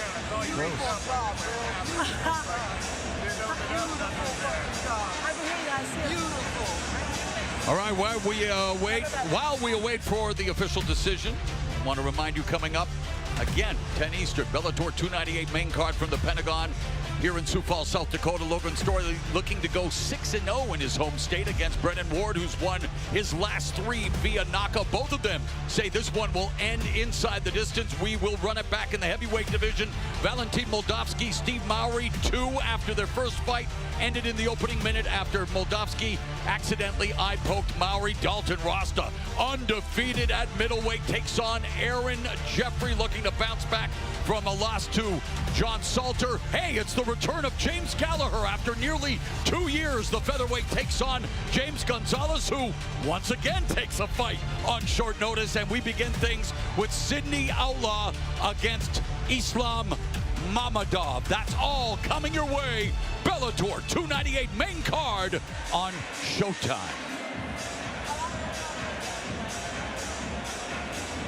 Here's Michael C. Williams. Ladies and gentlemen, from your cage side judges, your first Anthony Maina scores at 29-28, while Michael Bell and Jared Villel both see it the same, 30-27. I'll have it for the winner by unanimous decision, Justine the Machine Kish. Justine Kish evens her Bellator record at 2-2, picking up a unanimous decision win over Diana Avsaragova, who falls to 4-1 in the Bellator MMA cage. That's it for the prelims. The main card for Bellator 298, less than 9 minutes away on Showtime. We'll talk to you then. Sioux Falls, and there's nowhere to hide. It is all over! Logan Storley wants another shot at the belt. Incredible stuff! But Brennan Ward is a fighter reborn. The ref has stopped the fight! Ward has come back! It's a And what we've got in just a couple of moments. Bring on the 5th! Between 2 of the welterweight division's best. You can't stop now! Bellator MMA, Storley versus Ward, tonight on Showtime.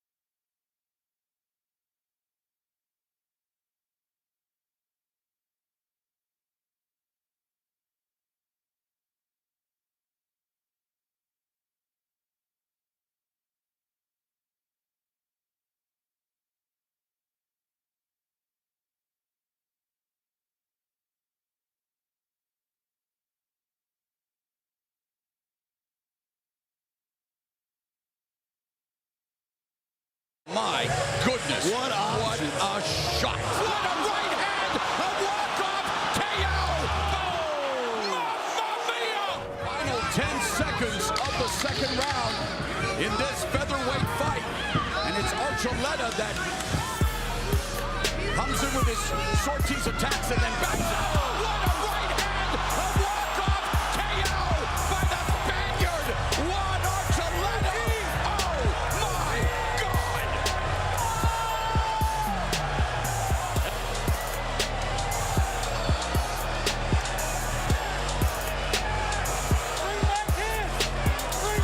Make it 18 in a row with a thunderous KO.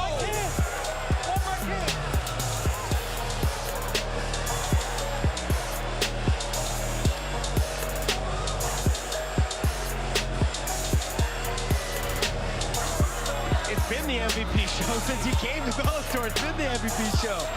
Him and Jimmy are gonna have to fight for the name, the rights. Whose show is it?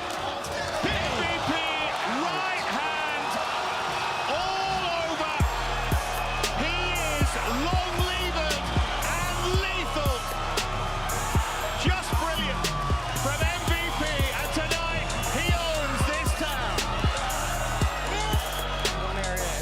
the next level to live their dream.